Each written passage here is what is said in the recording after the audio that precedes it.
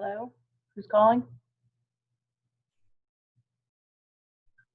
Just Monica testing audio. Ah. Thought I was answering a phone.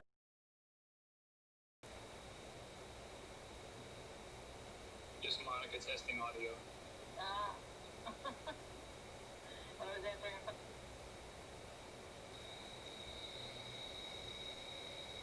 Just Monica testing audio.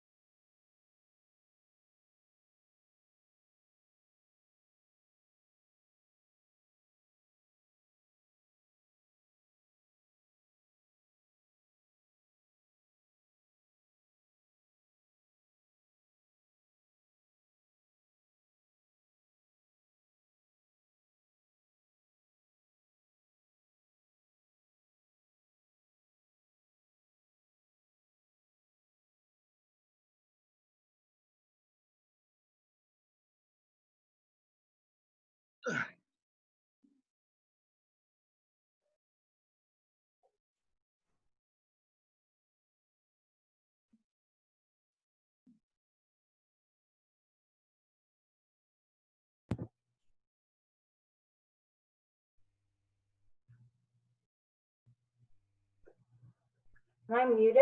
No.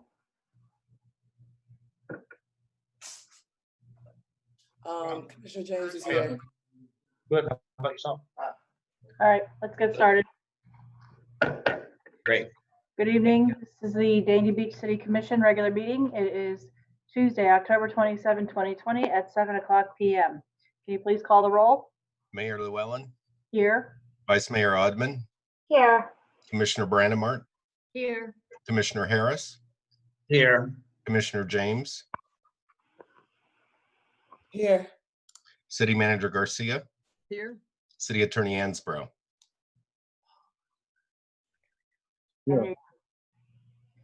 Okay, please join me for standing for the Pledge of Allegiance.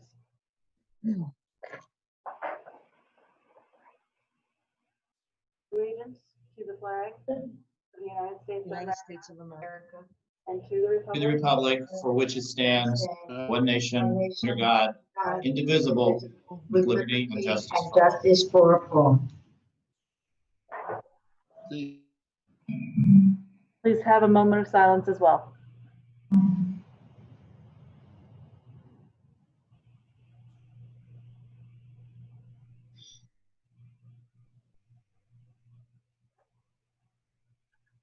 Thank you. First up is presentations and special event approvals. First item is an update on the new openings and holiday plans for Dania Point by Kim Butler, Marketing Director for Dania Point and Kimco. Kim here?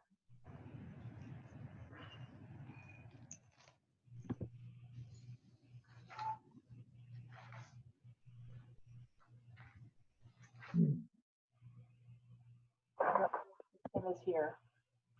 I don't see her name or phone number listed. I don't either. We'll come back to it.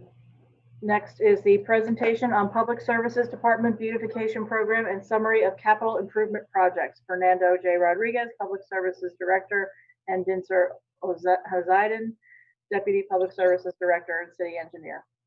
Gentlemen. Good evening, commissioners. Let me see if I can start my video. Hold on so I can get on video real quick. Good evening, everyone. Commissioners, member of the administration who are present, and of course, those of the residents watching from home. My name is Fernando Rodriguez. Tonight, we're going to provide a two-part presentation on our capital project. Can hear. Can everyone hear? Sound issues. Can hear word. Really? Am I unmuted, Frank? No, now you're better. Go ahead. You're better. Okay. Good evening. Did you get my introduction? Should I do it again? Yes. Yes, no. Okay. I'm good. Fernando Rodriguez is my name. I'm the Director of Public Services for Dania Beach. Good evening, commissioners, members of the administration, and the residents watching from home. Tonight, we're going to provide a two-part presentation on our current capital projects. These are projects that were programmed and funded for this current fiscal year 20 and 21.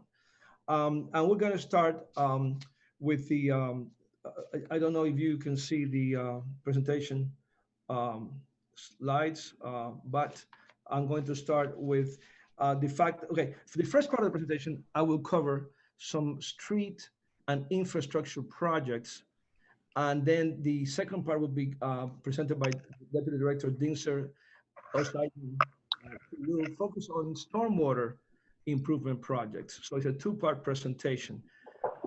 I will begin with the top left project, which is the citywide streetlights improvement project. It is currently in the design phase. This is a very exciting project. It's really based on a comprehensive master plan that was recently completed, and it will address citywide lighting needs throughout the city. It will enhance safety, both of pedestrian traffic and vehicular traffic. And there will be roughly 400 street lights that will be installed throughout the city. And we plan to complete this project in probably 4 phases. It's a lot of lights. And our goal is to start in the first quarter of calendar year 2021. So we will start in the next 3-4 months, the actual implementation of these lights. The cost of the project is roughly $2.2 million.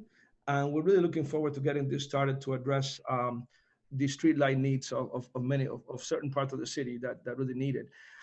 The second project that we'd like to cover up in the upper right-hand corner is the citywide speed hump assessment.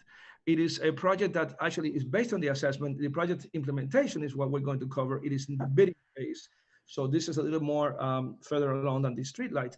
And the speed humps project will address there are 80 speed humps right now. Of those 80, only 4 are compliant.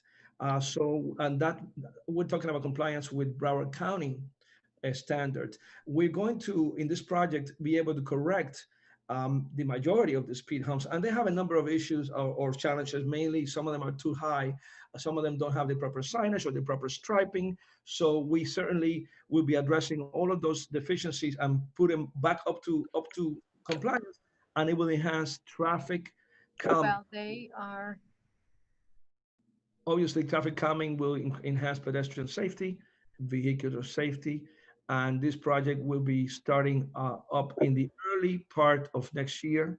We're looking forward to getting that going maybe January or February of 21. And the cost is roughly $470,000. It's a 2-phase project, so it will not all be done in 1 year, but we are going to be going into calendar 22 to finish the entire speed hump improvement project. The third project that we wanted to go over with you is over to the left, lower left-hand corner, is a sanitary lift stations, 2 of them, 5 and 10. These are some of our older stations, and through an assessment that we've done through all of our stations, these 2 are next in line to be refurbished. It will improve both reliability and the efficiency of these stations, which service a couple of different areas of the city. And we expect to have the project come to, because it is in construction phase already, which is really good to be able to report to you. We are already in motion constructing the first refurbishing project. It will improve the efficiency and reliability of this service. Sanitary sewer service is very, very important. The 2 stations the budget is about $900,000 for both or in that one project. Moving on to the last one that I'm going to cover today is the 2nd Avenue water main replacement. You may recall we presented on this project a little earlier in the summer, and this is in the bidding phase. It is a fairly complicated project, and we have very old lines along that section of the city of the avenue, and some of the side streets as well. It's going to be they're almost 70 years old, these lines. So we're going to replace nearly 9,000 linear feet of this pipe, and that will improve not only the reliability of the service, but also the water quality will be maintained, which is very, very important. We've had an increasing number of breaks in this water main on 2nd Avenue Northeast. So we really are looking forward to getting this going and getting this project started. We are confident. Our goal is to complete it in calendar 21. So that is, maybe we can complete that earlier. And it is the project is close to $2 million. And if you want to now invite if there are any questions on these 4 projects, I'll be glad to answer before we go over to the second part of the presentation. I have a question. Yes, I have please. a question as well, and so does Commissioner James. Let me ask real quick. Fernando, the 2 lift stations that you're talking about fixing, what areas does that cover? Do those 2 lift stations cover? Actually, that I kind of thought that would be a very appropriate question to ask. And just to make sure, lift station number 5, which is in process now, is servicing Meadowbrooks condominiums and parts and sections of the Southeast neighborhood. Not the entire Southeast, but a good part of the Southeast and the Meadowbrook condominium. Number 10 is a similar size station. I think a little smaller, but very similar. It's going to serve the Dakota the development area, that whole complex, and the hotels nearby in the northwest section of the city. So these are the 2 areas that, again, these are 2 of 17. We have, these are not the only, obviously, we have many more stations. These 2 are going to be refurbished very shortly. And it's going to be a great improvement to be able to have these new stations coming along to provide that service to those areas. I know you're going to talk about the flooding issues in this presentation as well, but is there anything coming up that's going to be helping the areas out by Southwest 40th?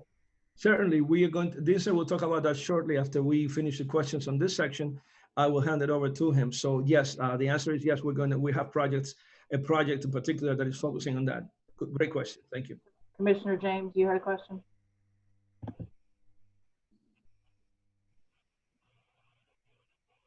Yes. Can you hear me? Yes. Yes. Hi, Fernando. I have Really, two how are you? questions.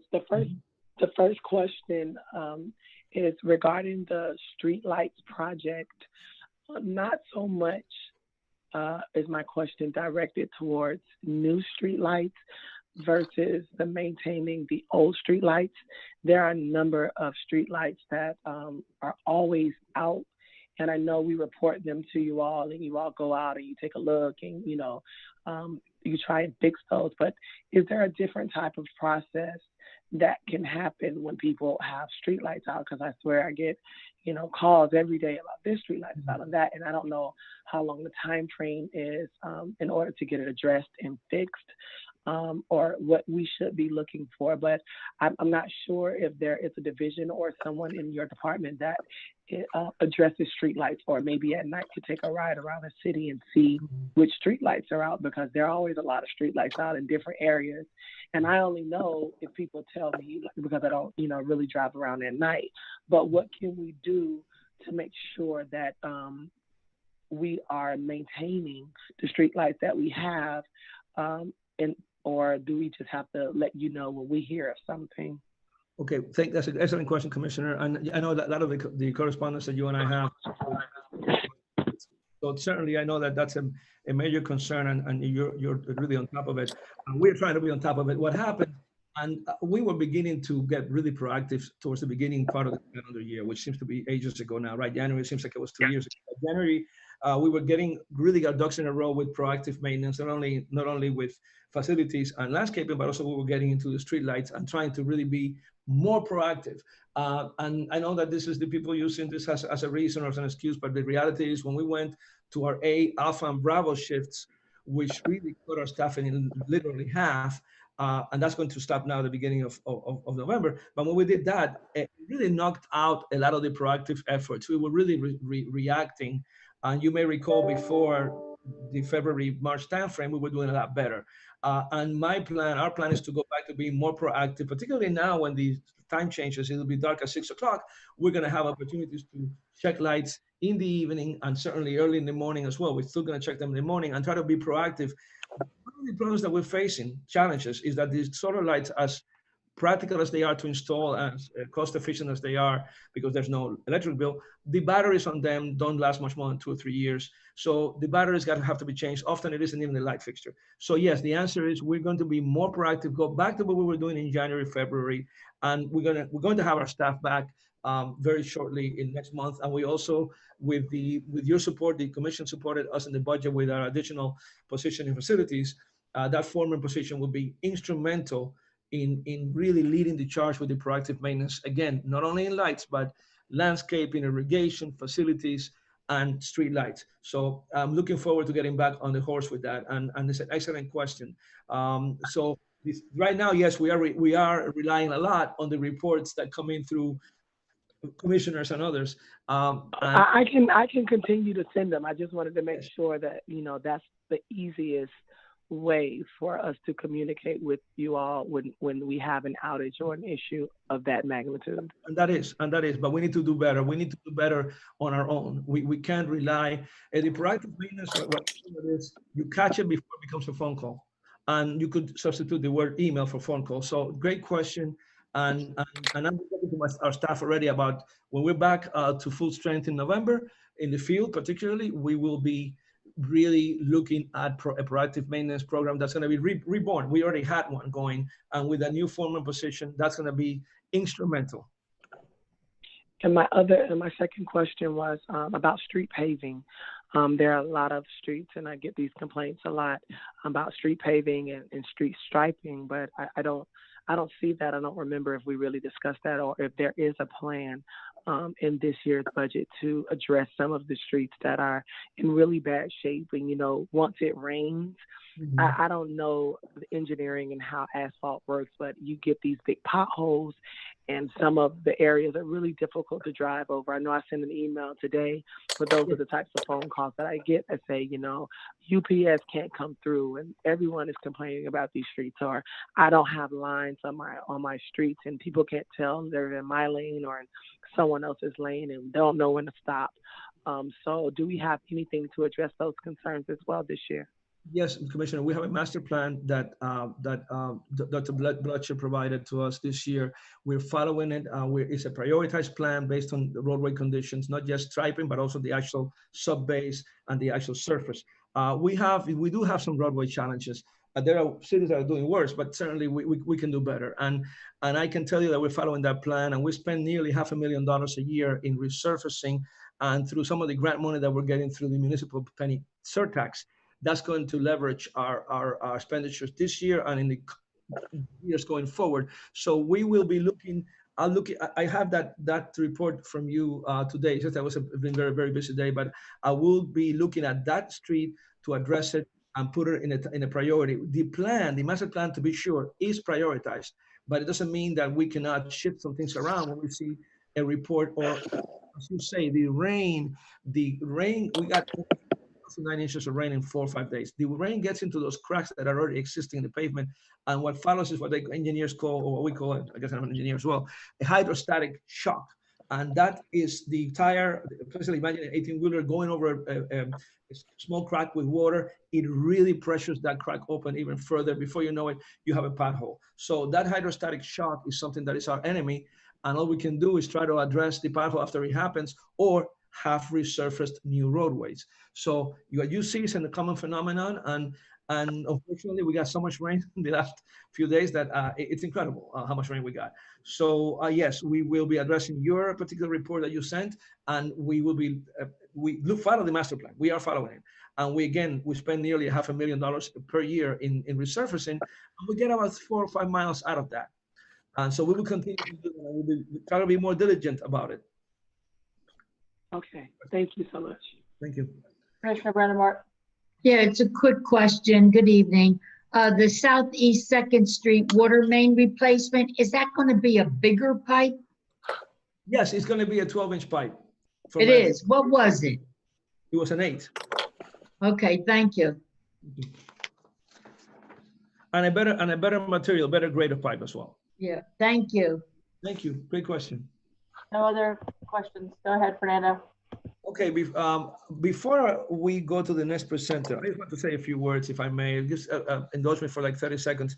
Deputy Dinser Osaidin, who joined us barely 3 months ago, has been, I mean, literally, and I'm going to borrow one of the manager's phrases, he really hit the ground running, and I mean that in the truest sense. He has been a fantastic addition to our team. His ability, his experience, those are important, but just his attitude and his energy. I can't say enough about this fellow. He's gelled with our team very well, and I'm really, really proud to have him as my colleague. I really consider him a colleague, not someone who reports to me per se.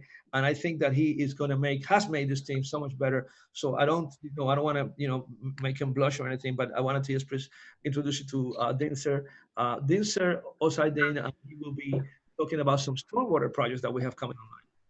Thank you so much, Fernando. Do you guys hear me? Yes. Perfect. Good evening, Mayor, Vice Mayor, Commissioners. My name is Dinçer Osaidin. I'm the Deputy Public Service Director and City Engineer. And I'm a professional engineer and a general contractor.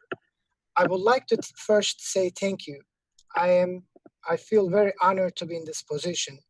When I first started, manager, assistant city manager, directors, and team members gave me a very warm welcome because I didn't know what to expect when I first started. I'm so happy to work in here. And also, I am looking forward to contributing more to the vision that you have for the city. Invest in our future. Drainage is our investment. So as you can see, I prepare 4 projects, current projects. Southeast Drainage Improvements Project, Southwest 43rd Terrace Drainage Project, Dania Cove Project, and Ocean Park Drainage Project. I'm gonna start with the large one, Southeast Drainage Project. The purpose of this project is to address current flooding challenges at the neighborhood bounded, as you can see, Southeast 5th Avenue to the east, Southeast 7th Street to the south, Southeast 2nd Avenue to the west, and Southeast 3rd Street to the north. Construction cost is little over $9 million. We will be starting the construction in 2020, at the end of 2020, and we are hoping to complete at the end of 2022. So what this project does, 103 acres, and basically exfiltration trenches and pump stations and pressurized injection wells. So the water is not going to stay on the roadways the way that it shows. It's going to be pumped through the injection wells. That's going to be our storage. So that's the first project. The second project is Southwest 43rd Terrace Drainage Project. I think that our mayor was asking about that area close to Southwest 40th Avenue. This project is basically boundaries by Griffin Road, Southwest 43rd Terrace, Southwest 54th Court, and State Road 7. This project includes exfiltration trenches, which is a storage for the pipes, and as well as drainage connection. So it's kind of like a hybrid project. This project is little over $2 million. What this project does is that, as you can see on the picture, that the water is not going to stay there. It's going to go to the storage, which is underground pipes, as well as connected to outflow. So that's our goal. And when you ask me when this project is going to start and finish, it's going to start in year 2021. It's going to start and finish in 2021. So I'm going to move on to the next project, which is Dania Cove. Dania Cove area has been flooding when there is a moderate rain events. It floods because system lacks sufficient stormwater capacity. So it's not going to be an easy type of fix because it's going to be a little different. We are going to raise the roadway, and also we are going to install a retention pond with the pipes. So the water is not going to stay on the roadways. It's going to move from roadways to the retention pond. And this project, again, will start and complete in year 2021. Another project that we have, the fourth project, is Ocean Park Drainage Project.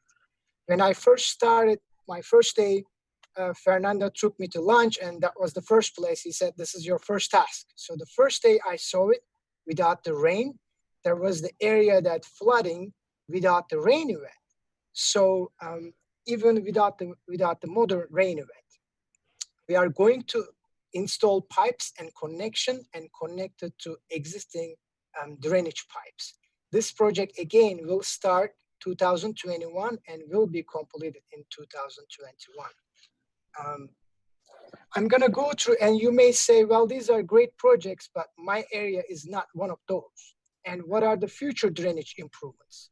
Well, the Stormwater Master Plan will address below challenges: the cause and extent of existing flooding, effects of sea level rise and tidal impacts, stormwater system capacity, address the citywide flooding.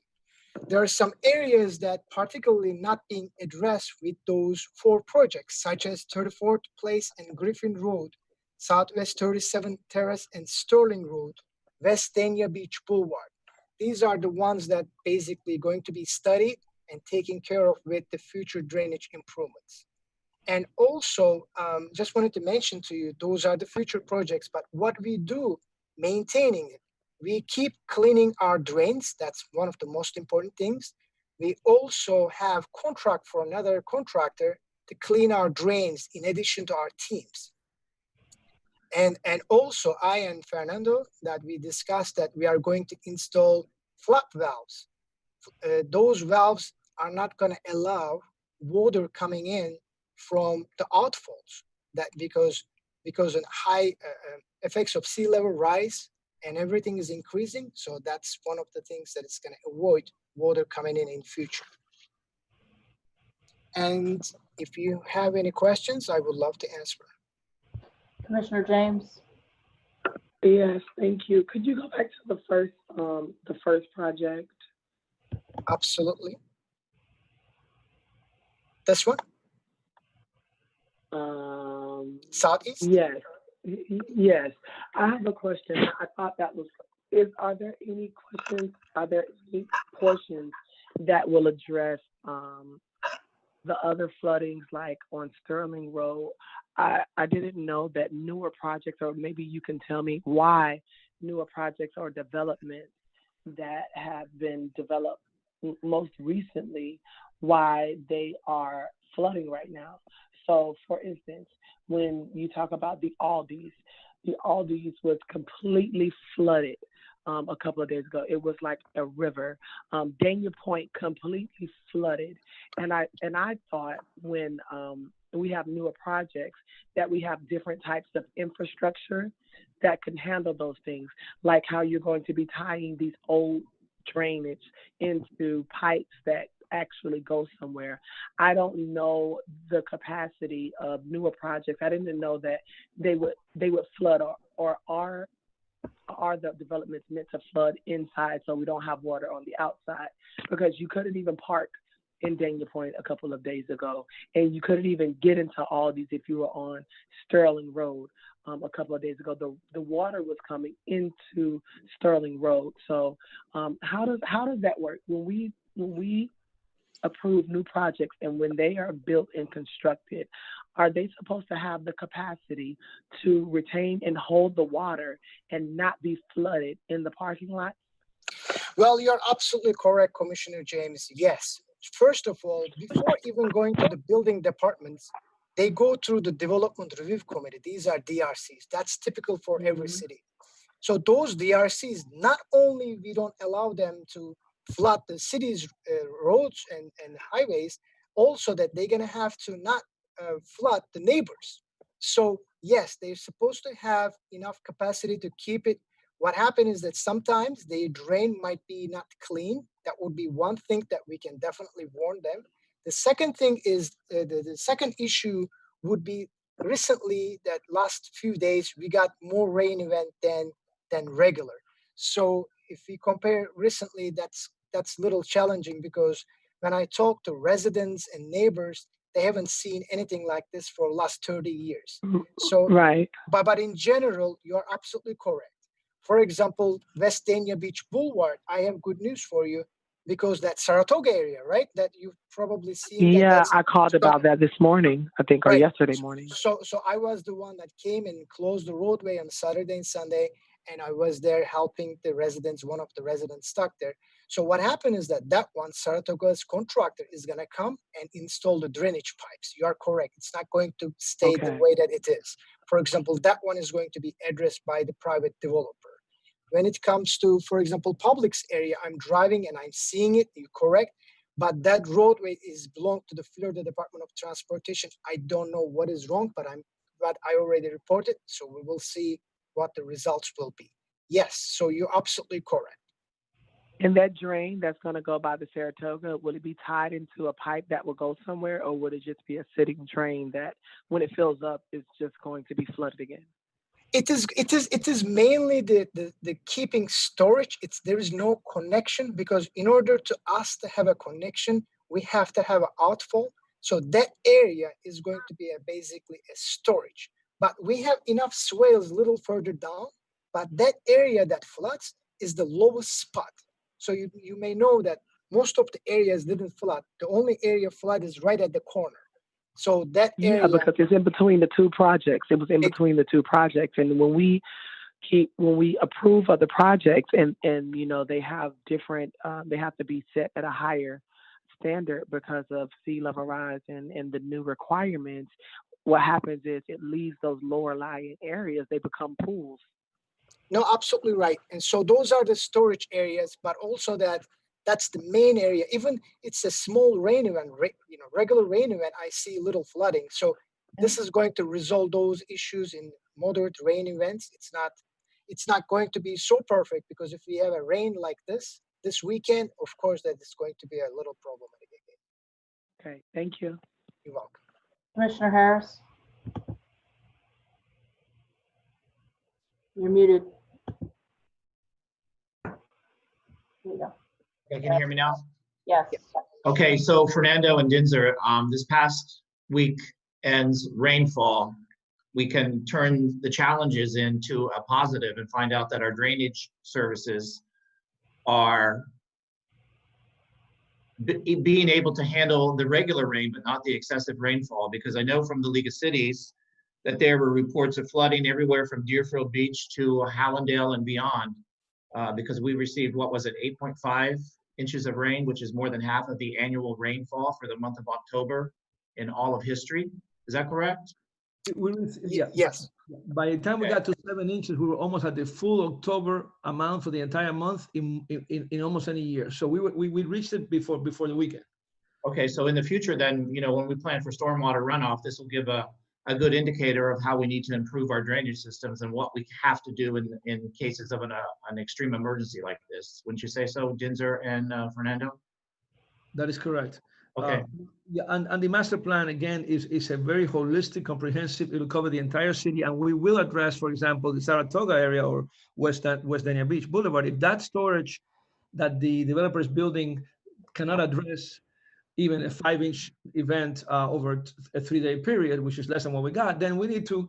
That master plan will look at that and start looking at ways to tie in perhaps to the nearest body of water through a gravity system or maybe pressurized system into the outfall. But again, that's what a master plan does. It addresses future projects and it gives us a roadmap, which the 4 projects that Dinser covered, as good as they are and as well targeted as they are, we are not claiming that's going to solve the entire area, the entire city flooding issue citywide. That requires a master plan, and it takes patience and some years to build and takes money. And the master plan as well would involve the sister cities from Fort Lauderdale to Hollywood to Hallandale to increase the drainage that everyone has to deal with overall. Wouldn't that be part of the master plan as well? Yes, it's connectivity possibly to our sister cities, it's connectivity to existing outfalls or to new outfalls, it's connecting to, as Commissioner James alluded to earlier, possibly existing pipe systems, connecting to those. So everything is on the table with a master plan. It's like a puzzle. Yes, okay, thanks very much. Thanks for all your extra efforts as well. Thank you. I have a couple of questions also. Fernando or Dinzer, I'm not sure which. With regard to the Saratoga flooding in that area, does that have anything at all to do with the patch? Because I recall that when they were finalizing that project over there, that there was an issue with the patch with the berms or something to that effect, and it was causing some issues with flooding. And I don't, was that resolved, or is there still a problem over there? As far as I know, what I see is main problem that we have is that's the lowest spot that they are going to take care of it. That's causes flooding. So I'm not sure if patches cause it. I don't think so, but mainly because of the elevations that causes flooding in this area at that location, especially the one that we closed it this weekend. Yeah, that's a great point. But let me add to that yes, in my year and 4 months here, I've heard more than once from folks who have been here for much longer than I have, that they believe the patch, when it was constructed the way it was put together, that it contributed a little more to it was already flooding, but it made it a little worse. How much worse? No one can really tell. But as part of the master plan, we will insist that they look at even that possibility. What happened? They can go back in history, see what was happening before that. They can look at old photographs and aerials, and they can determine, okay, this might have contributed X amount, let's address it. That's the master plan does. Again, to implement the master plan will take some dollars, but it will be a roadmap to get somewhere, to get to what we want to get to. Thank you. Also, this presentation, is this going to be someplace where residents can take a look at it if they'd like to? We can make that happen. Absolutely. Sorry, coughing. Can we put it on the website or do something with it so that people can easily? Yes. Absolutely. Okay, that's important. I do see that there's a couple of hands up, but they appear to be residents, and I'm going to hold off on calling on those individuals until we get to citizens' comments. I know at least one of them already put in a paper, so we'll come back to those individuals when we get to citizens' comments. Anyone else on the commission that wants to speak on this? Okay. All right. Next. Thank you so much. Is that it? Thank you. Yes. That's it. Thank you, gentlemen. I believe Kim Butler is here now. Hi, Kim. Hi, good evening, and thank you. Thank you for the opportunity to be here this evening, Mayor, Commissioners, City Manager, and all from Dania Beach. We have a lot of great news to report from Dania Point. including some new store openings that should be happening within the next week. Sugar Boo and Company, which is a beautiful home furnishing store. Bento Sushi in Ramen Asian Kitchen, and Haagen-Dazs. So bring your appetite to Dania Point. We've got a lot more selection that will be happening coming probably the first week in November. So we'll look for those announcements to come out through social media. And of course, we thank the city for your partnership in being able to spread the news for us too. There's still a couple of more that are slated to come through the end of the year. So it's always good to keep watch on that. Coming up this Friday, weather permitting, we are going to embark on a commercial TV shoot for our holiday season. We are doing a campaign with the ABC station out of Miami, WPLG. We'll have some photography and they will be shooting some video all of Dania Point to show all the great things that there are to do there. Dine, shop, play, live, work, and stay. We're looking forward to that. It's our first official undertaking, and we're looking for some great footage to be able to come out that we can use not only on television, but also in our social media content, and also to support the city of Dania Beach and Dania Point with different agencies like the Chambers of Commerce, like our CVB, so that as they're putting their materials together, we can contribute and showcase great property that is here in Dania Beach. We have a number of events that are slated for November. These are interesting events and interesting times. And so we have recently just been partnered with the Fort Lauderdale International Film Festival to do a drive-in movie on 3 different dates in November. That's November 7th, November 13th, and the 20th. We are also going to be working with the Gay Men's Chorus of South Florida for their holiday video, which features clips from Linda Eder and Alan Cummings, and of course the chorus itself. That will be happening Thanksgiving weekend, that Saturday and Sunday, the 28th and 29th.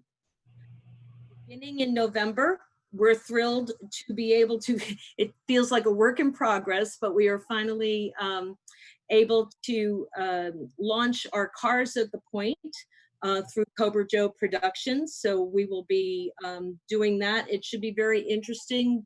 We saw a great response from the Dickies anniversary celebration last weekend. It was handled very, very well with social distancing and people that were mindful of wearing their masks and keeping social distance. So we are encouraged by that and looking forward to Cars at the Point being a staple at Dania Point on the 3rd Sunday of every month. So our merchants are getting busy too, and Tommy Bahama is hosting a speed dating event on the 10th. So anyone who's interested in that can certainly partake. Coming up in December is really our key event, and we're really, really excited to be presenting a tribute band. It's going to be a live concert on stage, but the attendees will be in their cars or in an area next to their cars to be able to attend the concert. And the concert is going to be by a group called Prodigy. They are a tribute band of the Trans-Siberian Orchestra. And if you're familiar with TSO, it's a wonderful event to do at the holidays. They have exciting music with a little light show that goes with it. And I know that everyone is looking forward to the opportunity to have some live entertainment.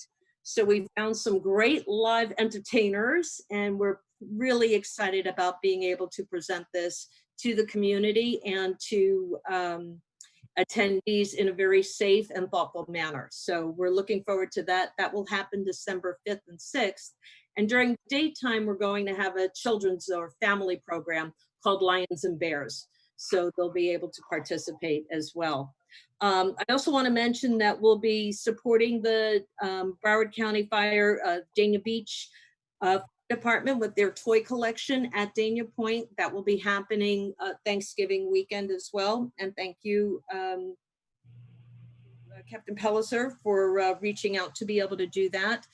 And then, of course, this Friday, we're thrilled to be donation to the drive-by trick-or-treat bag for the city's drive-by trick-or-treat. So lots of exciting things coming. I feel like we're gearing up, and still more exciting things to come.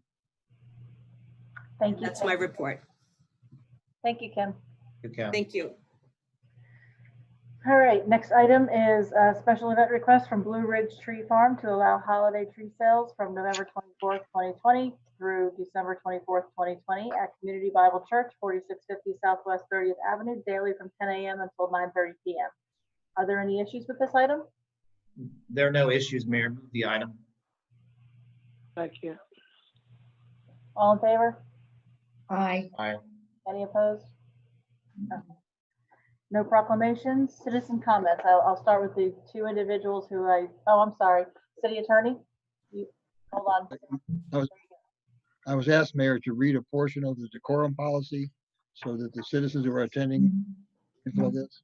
Go ahead. It's that no individual may speak directly to or address the mayor, city commissioner, or city staff. Comments are only to be directed to the commission as a whole. So we would appreciate that people are mindful of that as well as the policy itself. Thank you. Okay.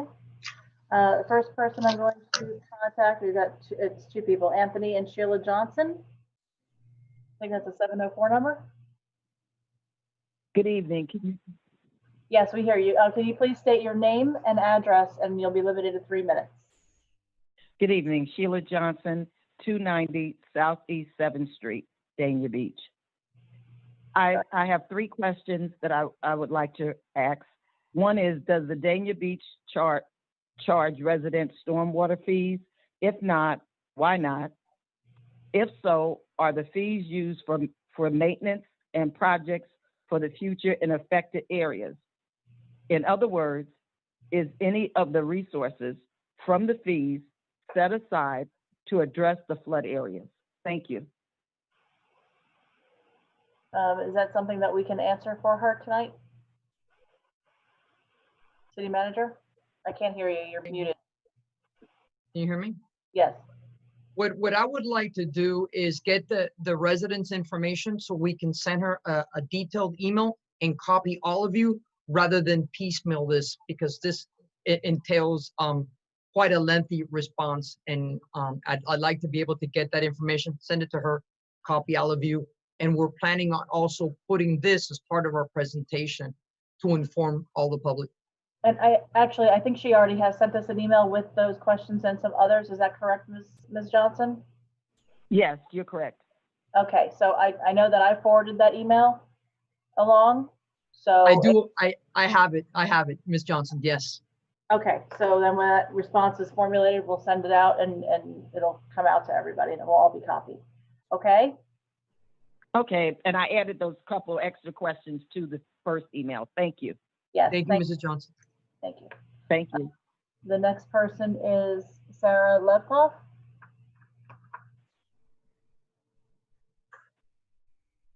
Reside at. Sorry, let's start over again. Guys, please say your name and address, and then you'll be limited to 3 minutes. Sarah Leftov, residing at 5960 Southwest 37 Terrace, Fort Lauderdale, Florida 33312. Also representing Sterling Oaks Estates residents. We have been listening to everything that we've heard tonight, and we have one question. We know that 37 Terrace is in future plans for drainage. We are suffering, just like most places are suffering, especially by us within 20 minutes of rain. We hold approximately 3.5 inches of rain steady on the ground, and it only recedes up to 24 to 48 hours. This past week, I just want to state that I haven't seen the floor till this morning for the very first time. We've had rains. We had measured it. I have a picture of it. We have measured 8 inches from bottom to top. It has gone on top of the property. It reached all the way up to the pavers, almost entering our homes at this point. There is a very low point. We are in a cul-de-sac that is an extremely low point, and Sterling Oaks Estates on the entrance was completely flooded. We have videos and pictures, and I can't even tell you, your mouth would drop if you were in a situation. We were driving over things we couldn't see. I believe that this amount of rainwater can also cause a death of a child. We have many kids in this area. 8 inches of rain is not a joke, and I really hope that, I know that we are in plans for future plans to put in a drain for us, God willing, but I really hope that we have some kind of a time frame of what the future plan is, where we fall in that line. Okay. All right, thank you very much. The other citizens' comments we have are all related to an item later on this evening for a public hearing. So I'll call on those individuals when we get to that. Sean Ritterman has his hand up.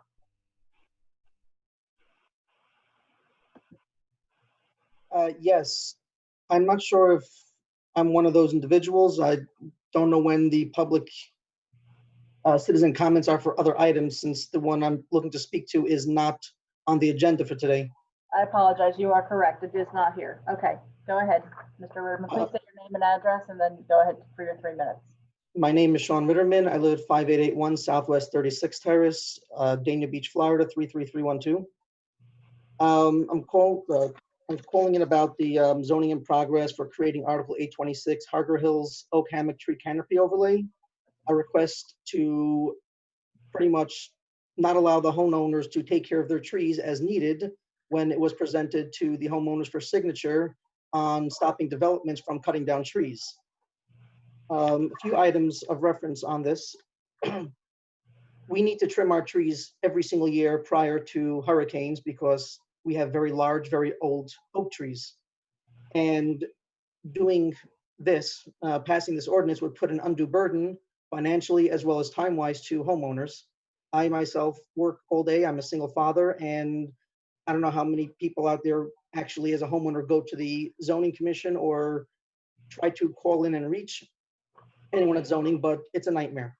I've spent thousands of dollars on trying to get things done. I've had to physically go in there to try to get anything taken care of, and any calls gone through, well, they don't go through. They go to voicemail, never returned, and you can go weeks without actually reaching a person over the phone. On the actual document sent out to us, there is no listed standards and restrictions. It's basically an open policy without letting us know what we can and can't do, where we can go, what we can't go.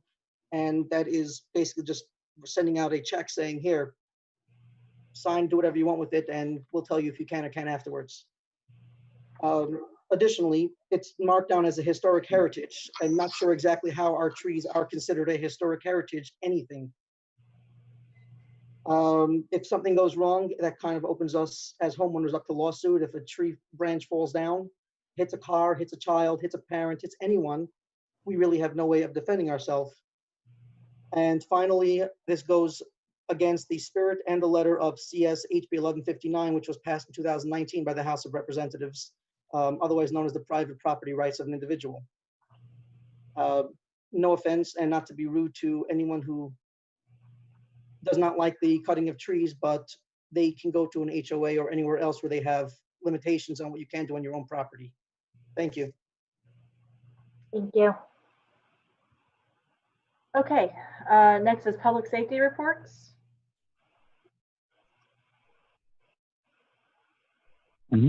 Hello? Yes, Lieutenant Tarala, you're here tonight? Yes. Can you guys hear me? We can. Okay. Hello, Ms. Manager and Mayor, Vice Mayor, Commissioners. How are you? Fine. Sorry, the captain could not make it tonight. He is extremely under the weather, so it was last minute. I had to fill in. So wish Captain the best and hopefully a speedy recovery. Over the last 14 days, we've had a total of 40 Part 1 crimes. We had 1 aggravated assault, 2 aggravated batteries, 6 auto thefts, 2 burglary businesses, 7 burglary conveyances, 3 robberies, 3 burglary residences, and a total of 12 thefts and 4 retail thefts, totaling 41 Part 1 crimes. We've also, in those 14 days, the city of Dania has made 33 arrests. I'd like to highlight a couple of the arrests we've made. Last night, units responded to a burglary in progress in the 50th Street and Southwest 31st Terrace area, reference to a white male who was breaking into numerous vehicles. Upon arrival, our deputies set up a perimeter, and one of our perimeter deputies was able to locate a suspect fleeing the area. He was able to take him into custody, and that suspect was charged with numerous burglaries, and I think we were up to about 20 burglaries that suspect committed last night, and he will be charged accordingly. Last Friday, the 23rd, our deputies responded to the area of 4000 West Griffin when we got an LPR hit on our new LPR trailer that the city got us, and for a stolen vehicle. The vehicle was located by deputies. It was followed into the city of Hollywood, at which time we attempted to arrest the subject. Unfortunately, the driver of the vehicle rammed one of our BSO vehicles, causing major damage to the vehicle and causing slight injury to one of our sergeants. At that time, the vehicle was pursued back into Dania Beach, where we were able to get the vehicle safely stopped and the subject taken into custody, and he is being charged. We cover over 12,000 prescription pills that will be discarded and destroyed. And just earlier today, our robbery detectives were able to arrest 2 individuals that were responsible for the robbery at the PDQ over the weekend, last week, excuse me. But they were able to, their investigative skills were able to place both of them into custody today, which is a great job by them, and a lot of hard work over the last week to get those guys in custody.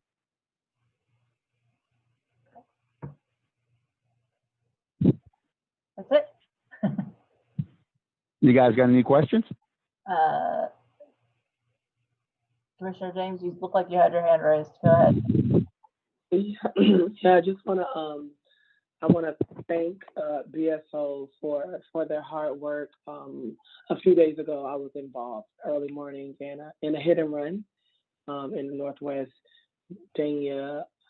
About 3:45 in the morning, someone rammed into the back of me and then proceeded to be belligerent and back up and turn around. Thankfully, I was able to grab their tag number and go to the substation and get help. And within 2 days, they found the suspect and they were able to charge them with leaving the scene of an accident and the proper charges. And so I just want to publicly thank you all for your hard work and your fast service.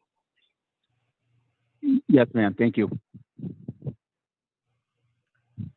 I think that's it. Thank you very much, Lieutenant, for filling in tonight. Thank you all very much. Good night. Good night. Chief Pelissar?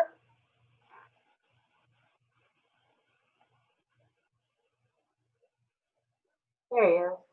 Here I am. Good evening, Mayor, Vice Mayor, Commissioners, City Manager, and our fine citizens in Dania Beach.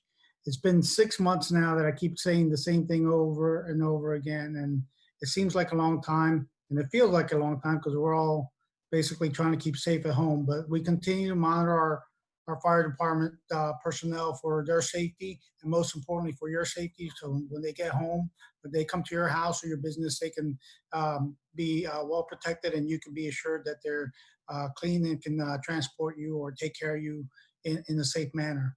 We're very vigilant on checking our nursing homes, our group homes, and all vulnerable population to make sure that everything's being kept as safe as possible. You'll see our fire trucks, they've been going out doing the hydrant maintenance. And when I say hydrant maintenance this year, thanks to Fernando and his crew, the hydrants were flowed. So we don't have to flow them, but we still have to check them and put our hands on them and make sure that everything worked fine. And if you drive past them, you'll see a little blue dot in the middle of the road. That tells us that there's a fire hydrant there. So we're out there checking them, make sure that all the blue dots are out on the road and everything's in working conditions. Our fire safety is continuing to do the fire safety presentations in all the schools in Dania Beach. And hopefully in the next month, I'll be able to roll out something for our groups, for our senior citizen groups, so that they can get some kind of fire safety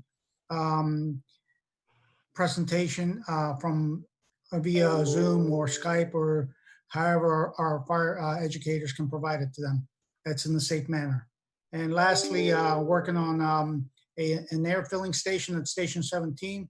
That'll enable us to fill all our air packs after fires or any incident at Station 17. And that'll decrease any downtime that we have when we have to fill our air packs. So that'll increase our response and keep our citizens safer.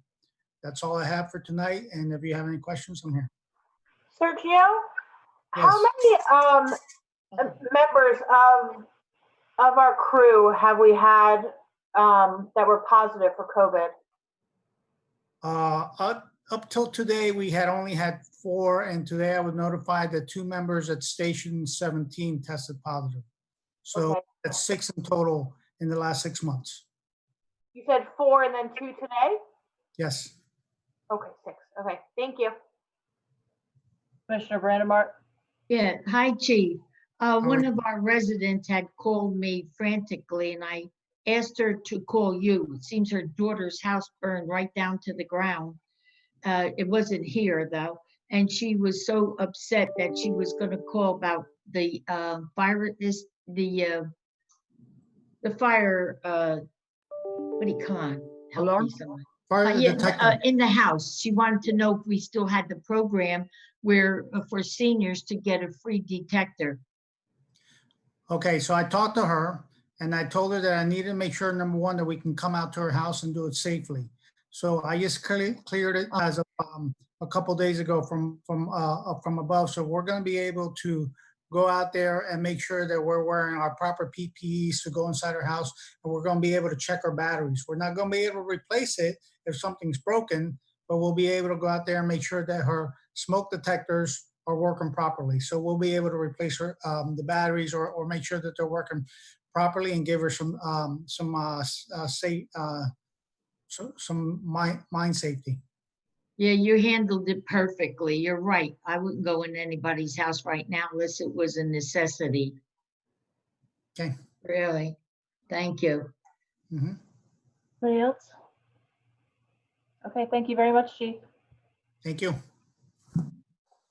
Next, the consent agenda. Do we have any polls? 7.4.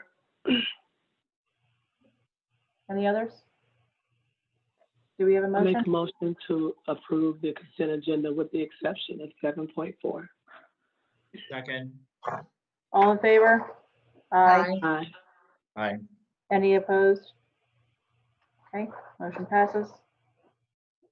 7.4 is a resolution of the City Commission of the City of Dania Beach, Florida, authorizing the proper city officials to execute a contribution agreement with Dania Live 1748 LLC and Dania Live 1748-2 LLC, both Delaware limited liability companies, developer of Dania Point, in which agreement Dania Point agrees to provide the city with $200,000 to be used for the construction of an EMS station or purchase of an EMS truck or equipment at the city's option, providing for conflicts, further providing for an effective date, city manager item. Yes, thank you, Tom. I have a question regarding this. I've read through the backup that I guess that it wasn't feasible to fit a new fire station in Dania Point as we were told what was going to happen. And so now I'm seeing in lieu of $200,000.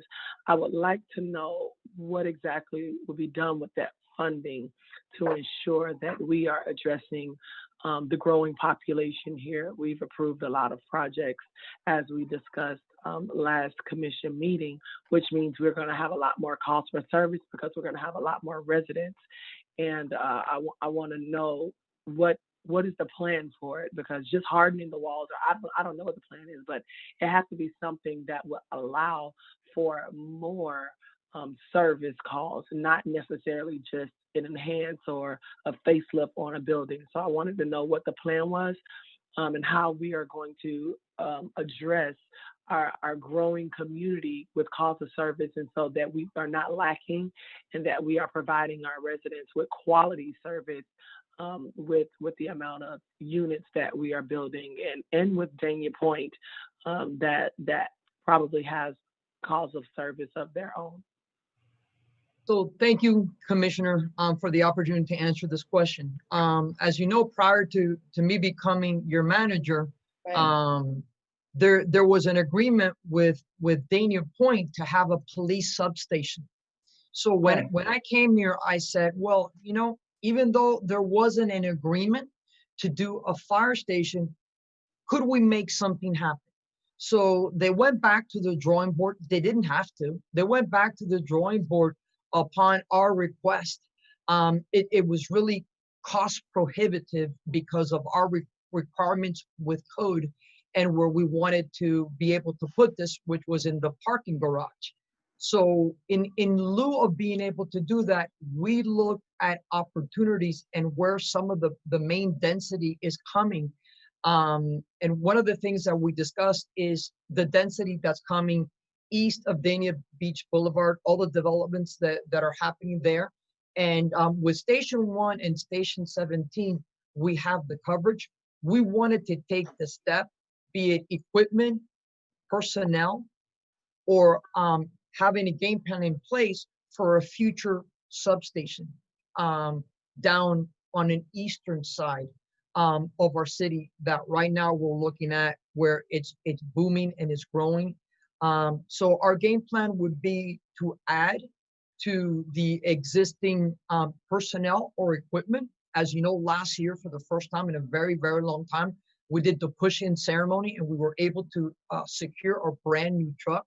So basically what we wanted to do, even though Dania Beach didn't have to, was secure a considerable amount of money, close to $250,000, to bring us to a position where we can have personnel, more equipment, or take the step for a future substation to be able to break ground. Okay, well, we still have the substation for the police in Dania Point? Yes, we do. And as a matter of fact, we're planning within the next couple of weeks to do either something virtually, and this is something that the chief will be touching upon in his next presentation, but we'll be ready to go with a substation for police there, yes. Okay, thank you. My pleasure. If there's no other questions, I make a motion to approve 7.4. 1 second. Commissioner Brandmart. Mayor, I just want to ask the city manager. I thought that we were discussing a shared station with police and fire department. Is it going to be in the works at all? No, what we have ready to go within the next couple of weeks is a substation for police at Dania Point. That is Right, ready to but go. There's no way we could have done a shared. No, we always like to think outside the box, but you kind of can't, you cannot commingle the services of police and fire, totally different requirements for personnel, the sleeping quarters, everything. But, Okay. you know, we didn't want to leave any stone unturned in regards to the possibilities though. Yeah, all right, thanks.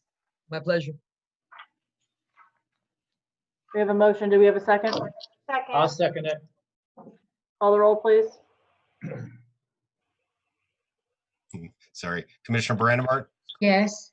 Commissioner Harris, Yes. Commissioner James, Yes. Vice Mayor Odman, Yes. Mayor Thank Llewellyn. you. Yes. Motion carries 5-0. Thank you. Okay, no bids and requests for proposals, public hearings. City Attorney? Yes, if I can, Commission, I want to add and tell you, I've written to you today. I have a proposed emergency ordinance to try to continue our virtual hearings, which I will discuss at the end of this part of the agenda and perhaps read aloud there's a lot of people here on the call in the meeting, and perhaps read it so people are aware of what I am proposing, but I'll explain it when we get to that point. At this point, the first public hearing is 9-1, an ordinance of the City Commission of the City of Dania Beach, Florida, approving the request made by the applicant CCI Properties 1 Inc. to amend Chapter 28 entitled Land Development Code of the City Code of Ordinances by amending Part 1 entitled Use Regulations, Article 105 entitled Use Regulations for Residential and Open Space Zoning Districts at Section 105-220 entitled PRD1 District Supplemental Regulations, amending Part 2 entitled Site Development Regulations, Article 205 entitled Tabular Summary of Site Development Standards for all zoning districts at Section 205-10B, the PRD-1 and multiple family district in order to provide bonus density criteria, including but not limited to affordable housing, providing for severability, providing for conflicts, further providing for an effective date. This is the second reading of this ordinance under community development. Good evening, Commissioners. This is Corinne LaJoy, Community Development Assistant Director. This is second reading of this ordinance, and I do have a presentation I can show you. It's the same from the last meeting if you'd like to hear it, but it is second reading, and I believe the applicant is here if you have any questions that you want to address, you want them to address, but I'm available if you have any questions. Commissioner James. Yes, I see that this is to encourage the local support of the neighborhoods and create new affordable housing opportunities. Does this mean that the only type of projects that can be built in this zoning would be affordable housing? No, it means that in order to get the density of 50 units per acre, it has to have the affordable housing component, but it also has to have the locational, meet the locational requirements that are also identified, because I think they also talked about being on a major corridor with mass transit that's available. So they have to be able to meet all of those criteria for that 50 unit per acre density. What's the affordable housing component specifically for these developments? I think the applicant can speak to the development and their mix of units. I know Eric Metz was here. I'm not sure if Debbie Orszewski is online. She is. I saw her just a minute ago. Good evening. This is Eric Metz. I think Debbie Orszewski is D. Orszewski. I think she's unmuted as well. Yeah, I'm here. I was, the host had taken me off. Let me just. Hi. Yeah, Commissioner James, the proposal that we've been putting forward would include 15% of the total units to be within the affordable standard. The ordinance itself doesn't really say it's to be set. So, so 15% will give. How many units is the project? We are 275, so we'd be looking at 42 units. Okay. Okay, thank you. Okay. This is a public hearing. Is there anyone here to speak for or against?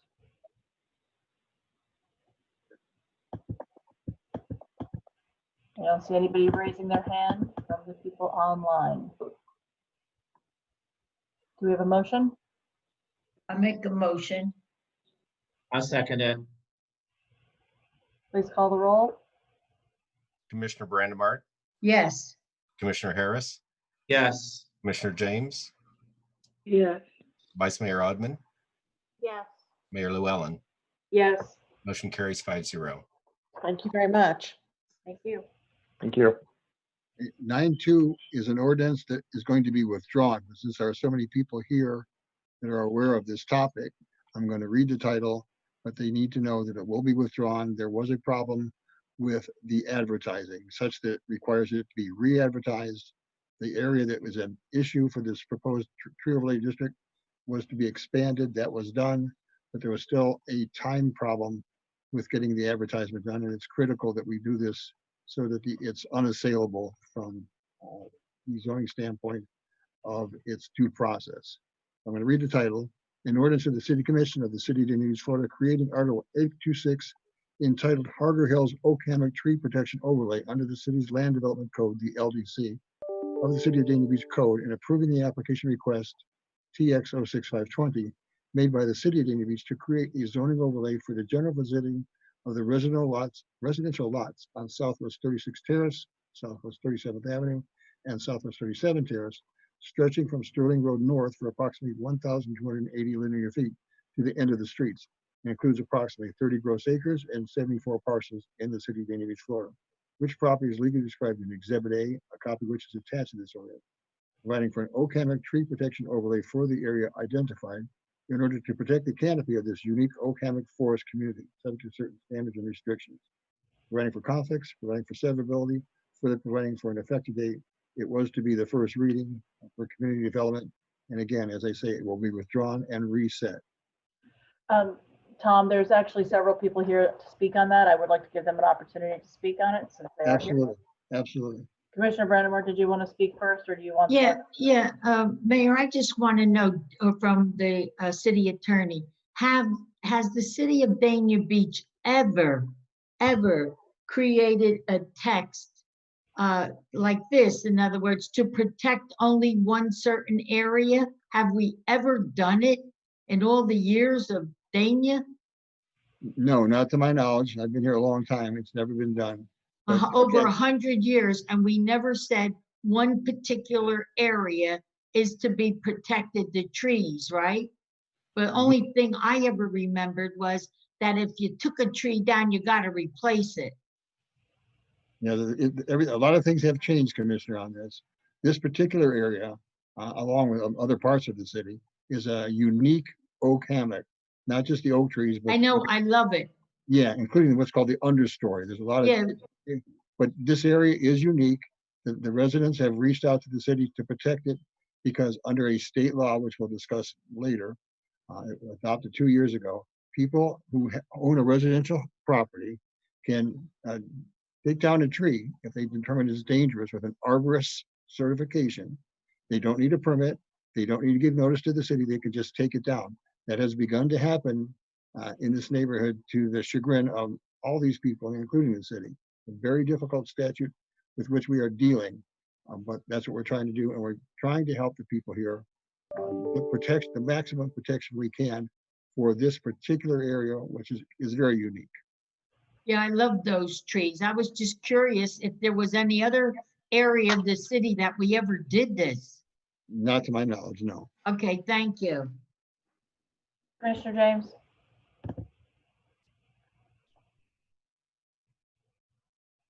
I'll wait till after they make their comments.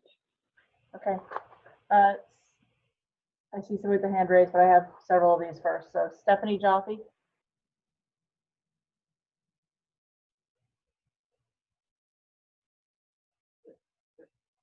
Hi, can you hear me?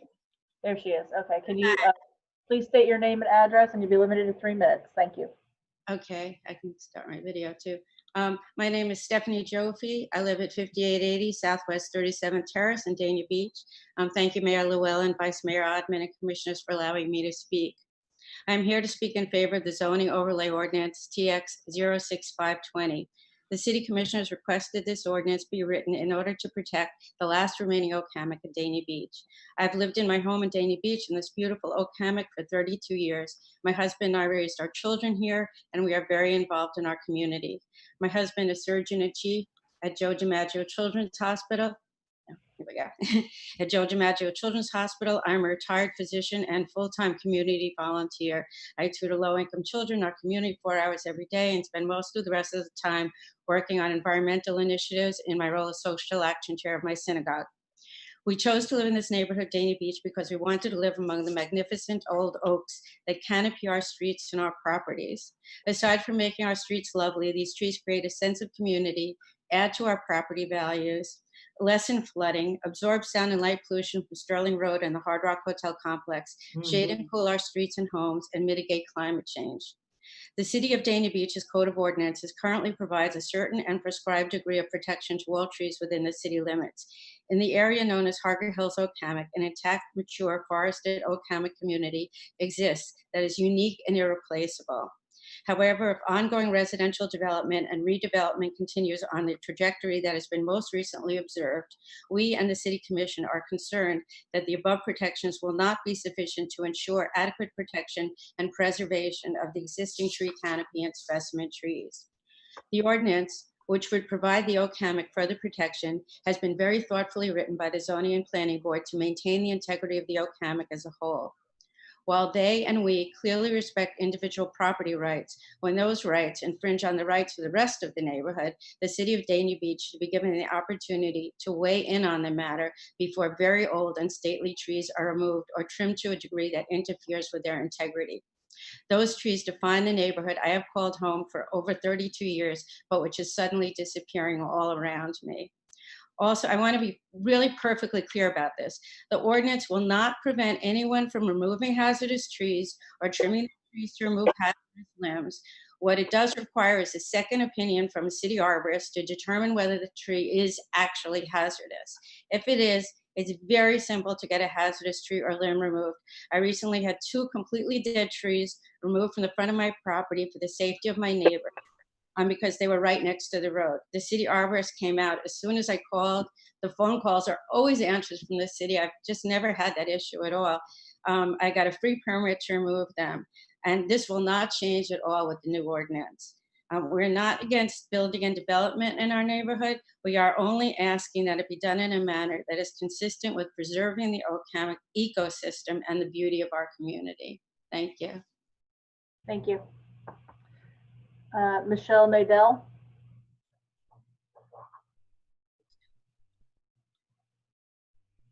Hi. Hi, Michelle. Can you please state your name and address, and you'll be limited to 3 minutes. Okay, hi. My name is Michelle Nadell. I live at 5861 Southwest 37 Terrace. Thank you for the opportunity to speak tonight. I'm here in strong support of the zoning overlay, and I echo much of what Stephanie was able to convey just now. As I'd like to address an additional point. As some of you know, just last week, an entire forest of trees was wiped out on a 10-acre parcel of land with a large FPL easement on it, just behind our block, Southwest 37 Terrace.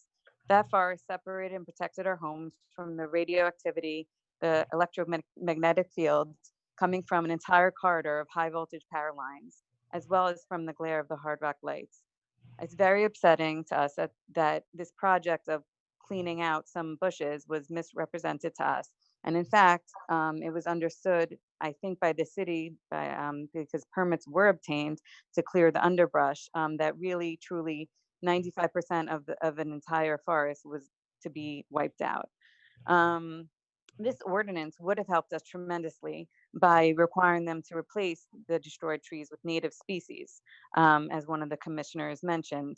In fact, considering the intention of the city to support the ordinance, we are requesting that the city please help our residents, please help us, and either consider purchasing the land, seeing as there's a large FPL easement on this property.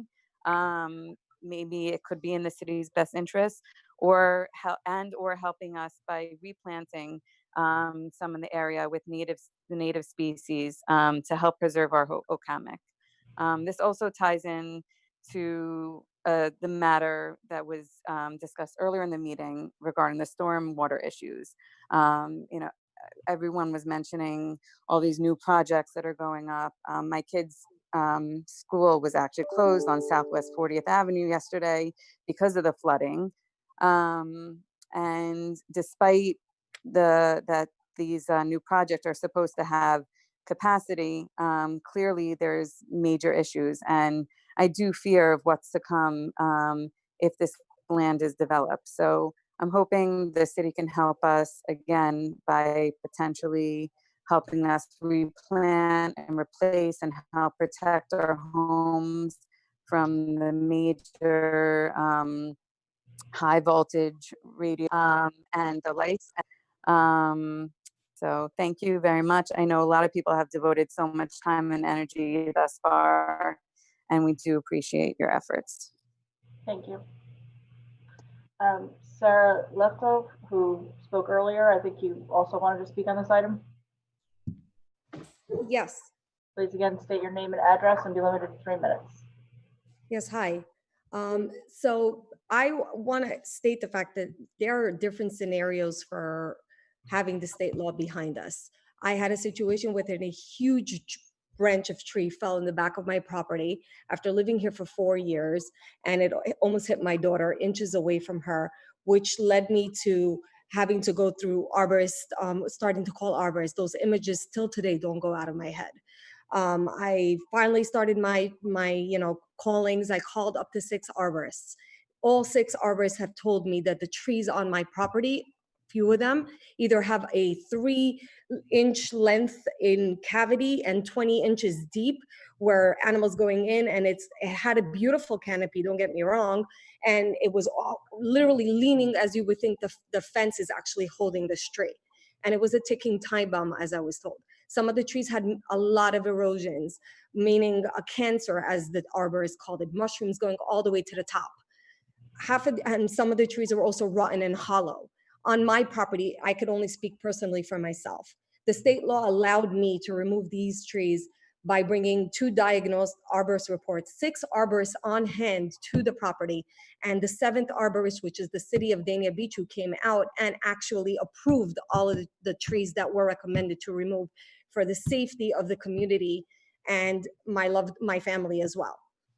We have many neighbors here who had also problems with septic tank. In the interim of removing these trees, I had an entire septic tank drain field had to be replaced because of the trees. Trees are beautiful. We live in this neighborhood because we love the trees, but there are some circumstances that sometimes we need to remove trees for different situations. And that's why having the state law allows us to be able to keep our families safe and allow us to do what we need to do on our property. As Ms. Jaffe said, she herself removed 2 trees.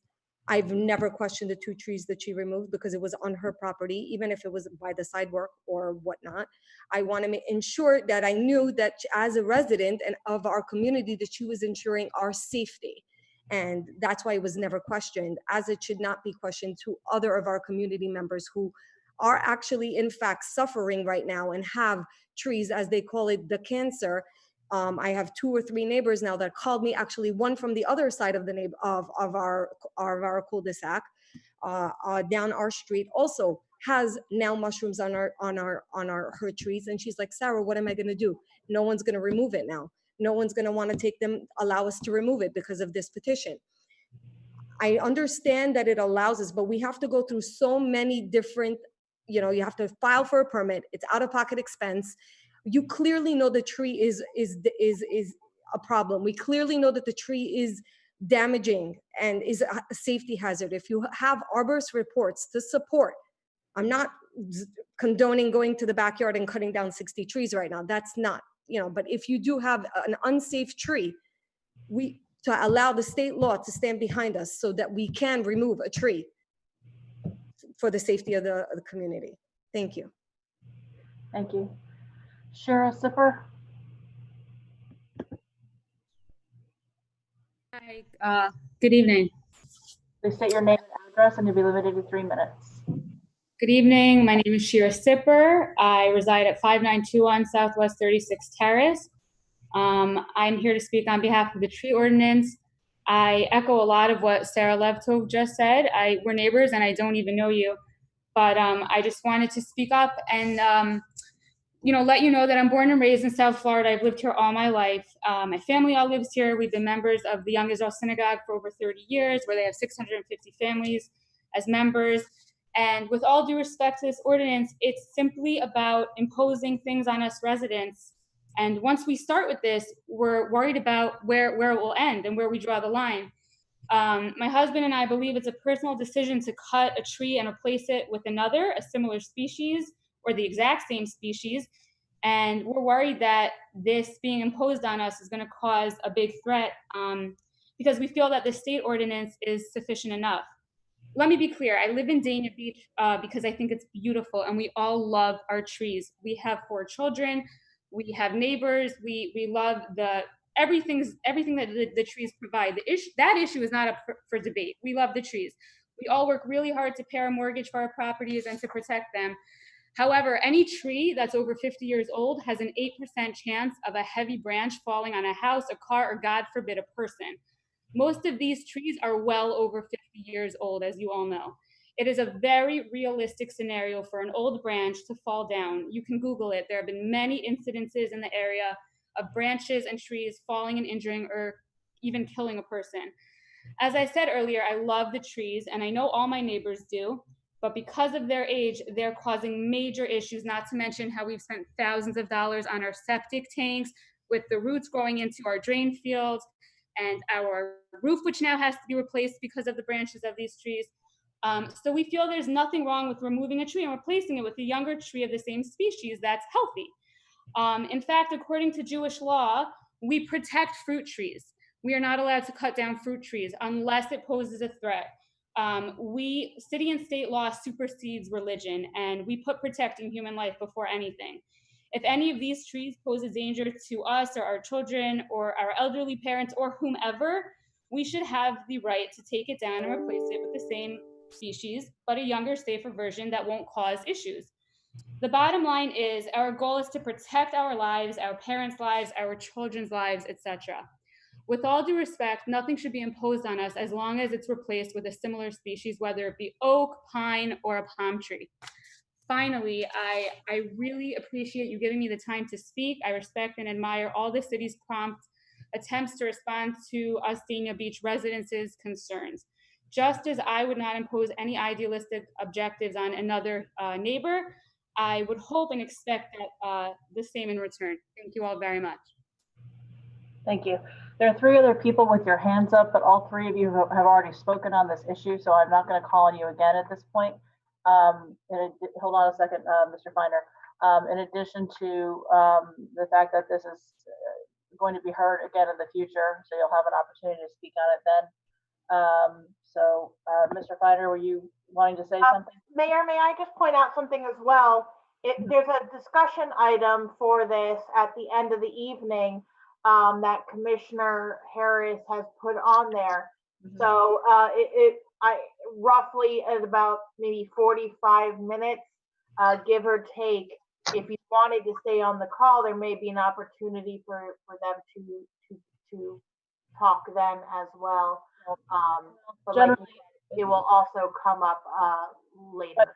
Vice Mayor, with all due respect, we generally try not to have additional citizens' comments when we're doing our own discussion and possible action. So we can discuss it at that time. But like I said, this is going to come up again, as the city attorney has told us. So they're welcome to come back and speak to us again. I'm sure that we've all received the same emails and the same phone calls as well about this issue. So there's nothing wrong with them continuing to do that, and also with coming back when this is addressed in the future. That's fine. So for any of you who had your hand raised, if you have any questions that were left unanswered, just continue to. You can text me, or you can call me afterwards, or you can send them via email. Thank you. I do see Mr. Joffy, Michael Joffy, is now raising his hand. That's just her. That's just the phone line. It's still Stephanie. Okay. Well, I don't know, because she's on here as well, and her hand is no longer raised. So if it is him, I will let him go ahead and speak for 3 minutes. No, but then we need to move on. Mr. Joffy? I'm muted. Oh, it is Michael. Okay. You're unmuted. Go ahead. You please state your name and address, and you're limited to 3 minutes. Okay. Thank you. My name is Michael Joffy. I reside at 5880 Southwest 37 Terrace. And I wanted to speak to a couple of issues that have been raised about this ordinance, which I have been very involved in planning and development. By way of background, I'm a pediatric orthopedic surgeon. I started the Department of Pediatric Orthopedics at Joe DiMaggio Children's Hospital and have grown it to the largest program in Florida and the U.S. News and World Report #1 ranked program in Florida. I'm Surgeon in Chief at Joe DiMaggio. I have devoted my life to the safety and well-being of children. This ordinance would not stop anyone from removing a hazardous tree. It will require a permit to remove a hazardous tree, but if a tree is unsafe or is unhealthy or is a danger to the community, this ordinance will allow it to be removed by obtaining a permit just a little bit more than previously. Children deserve more than a community where the trees are taken down without reason. In addition to safety and security, children are entitled to the beauty of the community. They're entitled to the beauty of the oak trees. My wife and I raised our children here and they played amongst the oak trees. This is an island of beauty in Dania Beach. This ordinance only allows the island of beauty to stay. It doesn't make anything more hazardous. It doesn't stop anyone from taking down dangerous trees. And I urge you to support it. Thank you. Thank you. Rod Finer?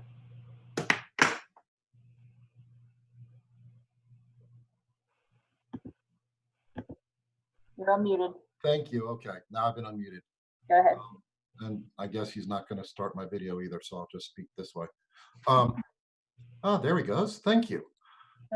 So my name's Rod Finer. I'm an attorney with Coker and Finer here in Fort Lauderdale. I represent the contract purchaser of that FP&L parcel, which people you have mentioned, we are under contract to purchase it.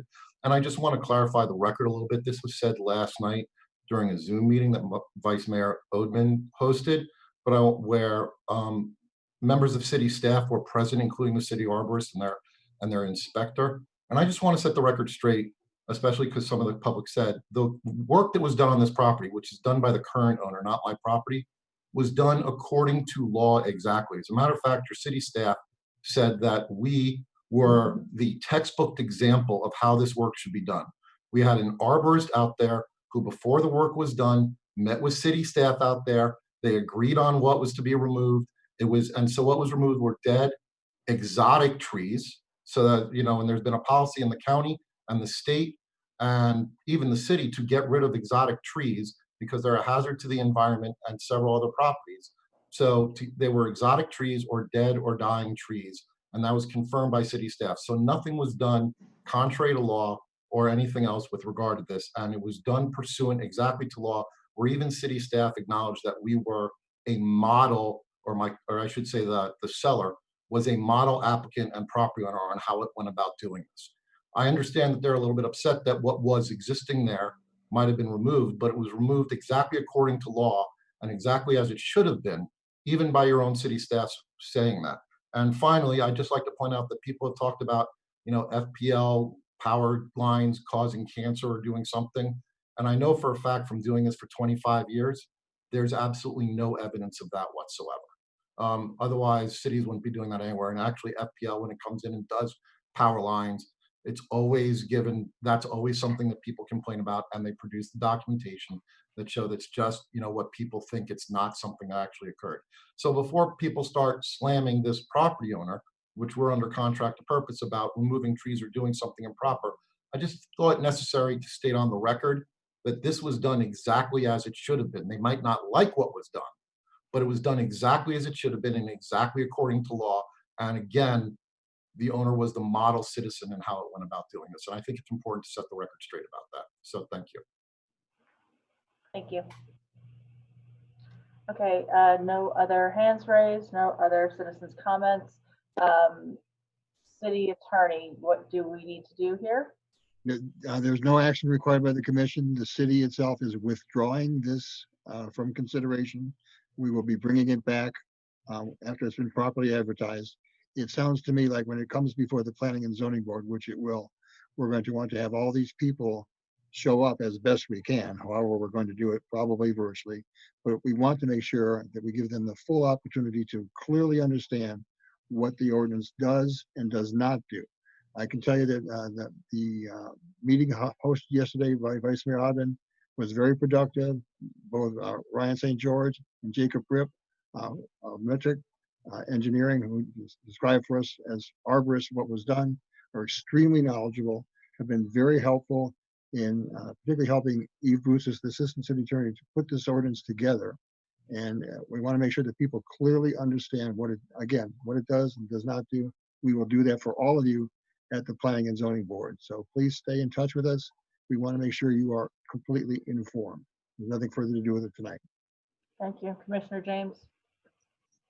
Yes, the next time there's another meeting that could be had that both parties who are kind of for or against this ordinance can kind of come together, and they're can maybe be some type of a compromise to ensure that it's not difficult in order to replace the trees, because I'm not well versed in trees or arborists or those types of things, but I would love for it to maybe be a sunshine meeting so that all of us could attend if we wanted to attend, so we could all ask questions and feel comfortable, because this is a lot of verbiage for someone who's unfamiliar with oak trees and what's considered invasive species. And, you know, because from my understanding, I didn't know that oak trees that were cut down were invasive species. So it's a lot to understand. Do you all have another meeting that will be scheduled? And if so, could it be classified as a sunshine meeting so that all of the elected officials can kind of come if they wanted to come to be a part of it? Well, we can certainly work with community development to try to host an informational meeting to which the commission would be invited. So we would notice it under what's called the Sunshine Law. But I think that would be helpful to have the arborists make a presentation. And so people will, again, I've heard some things from people tonight, well-meaning in their beliefs, but they are mistaken in some elements. And we want to make sure that everybody gets it, what we're doing and what we can't do. So I expect we will work with community development, try to host that kind of a meeting, maybe before the Planning and Zoning Board meeting or through the Planning and Zoning Board meeting. Well, one of those will be a good forum to do that. They talking about, I mean, okay, just let me know. I would love to be a part of that, just for informational purposes for myself, because from hearing all of the information tonight, I'm a bit confused with everything. So thank you. Okay. Next item, I see no other hands raised. So next item. Okay, the next three items are related, so I'm going to read all of them together, but you will be voting on them separately. They're all from the same applicant. 9.3 is an ordinance of the City Commission of the City of Dania Beach, Florida, approving an application to vacate an easement recorded in the Official Records Book 12185, page 710 of the Public Records of Broward County, Florida, called the easement, BC 06420, submitted by HSQ Group, Inc. on behalf of the property owner, David Optikar, which easement was granted to the City of Dania Beach for road and other related purposes, and generally located south of West Dania Beach Boulevard and west of Southwest 8th Avenue, within the City of Dania Beach, Florida, as legally described in Exhibit A, a copy of which is attached to this ordinance. Providing for conflicts, providing for severability, providing for an effective date, first reading of that law. Next is a resolution of the City Commission of the City of Dania Beach, Florida, approving the site plan SD 05920, submitted by HS Group, Inc. on behalf of the property owner, David Optikar, for the property located at 840 and 850 West Dania Beach Boulevard, and other adjacent parcels in the City of Dania Beach, Florida, as is legally described in Exhibit A, a copy of which is attached to this resolution. Approving a variance, VA 06820, from section 307-20 to waive the specified CRA street sections, providing for conflicts, further providing for an effective date. And lastly, a resolution of the City Commission of the City of Dania Beach, Florida, approving the plat application Saratoga Crossings 3, PL 05720, submitted by HS Group, Inc. on behalf of David Optikar and Our House in Dania, Inc. for property located at 840 and 850 West Dania Beach Boulevard in the City of Dania Beach, Florida. The legal description of which is contained in Exhibit A, a copy of which is attached to this resolution, providing for conflicts, further providing for an effective date. Community development is the sponsor for all of these. What we will be doing is, as we go through, anybody who's going to speak on this matter will have to be sworn in. So the way we do this under virtual meetings, I will swear in Corinne and anybody else who is available to speak, maybe from the applicant. Lawyers don't get sworn in. They're representing an applicant. They're not testifying. Anybody else has to have taken an oath as required by Florida law. So Corinne, we'll start with you. You swear affirmative testimony you'll give the whole truth and nothing but the truth. Yes. Thank you very much. You can proceed with like an overview of the applications. Yes, I do have a presentation. Thank you. Corinne LaJoy, Assistant Director in Community Development. And I do have a presentation, if Frank would be so kind as to put that up. There are 3 applications tonight, as Tom has indicated. We have a vacation of right-of-way, a plat, and site plan with the variance. So if you go to the next slide, the existing zoning of the property is in the neighborhood residential zoning district. It is located in the Regional Activity Center. There are no open violations on the property. The subject property is located at 840 and 850 West Dania Beach Boulevard and currently contains 12 apartments and 4,000 square feet of office space. The applicant has submitted, several applications, as you know, for the redevelopment of the site for a 5-story, 75-unit multifamily residential apartment building. Next slide. The next slide shows the aerial location, the aerial photo showing the location of the property. So Dania Beach Boulevard is to the north of the site. It is on a street corner, so Southwest 8th Avenue runs along the east side or the right side of that property. The next slide identifies the location of the easement that's being requested. So if you go to the next slide, Frank, you can see where that easement currently encumbers the property, and it was really meant for a future roadway expansion, but that just never occurred. There's no place to, there's no place that it would be connecting to either. And at this point, the applicant's looking for it to redevelop the site, so they're asking to vacate that easement. The next slide talks about the vacation criteria that are identified by the land development regulations.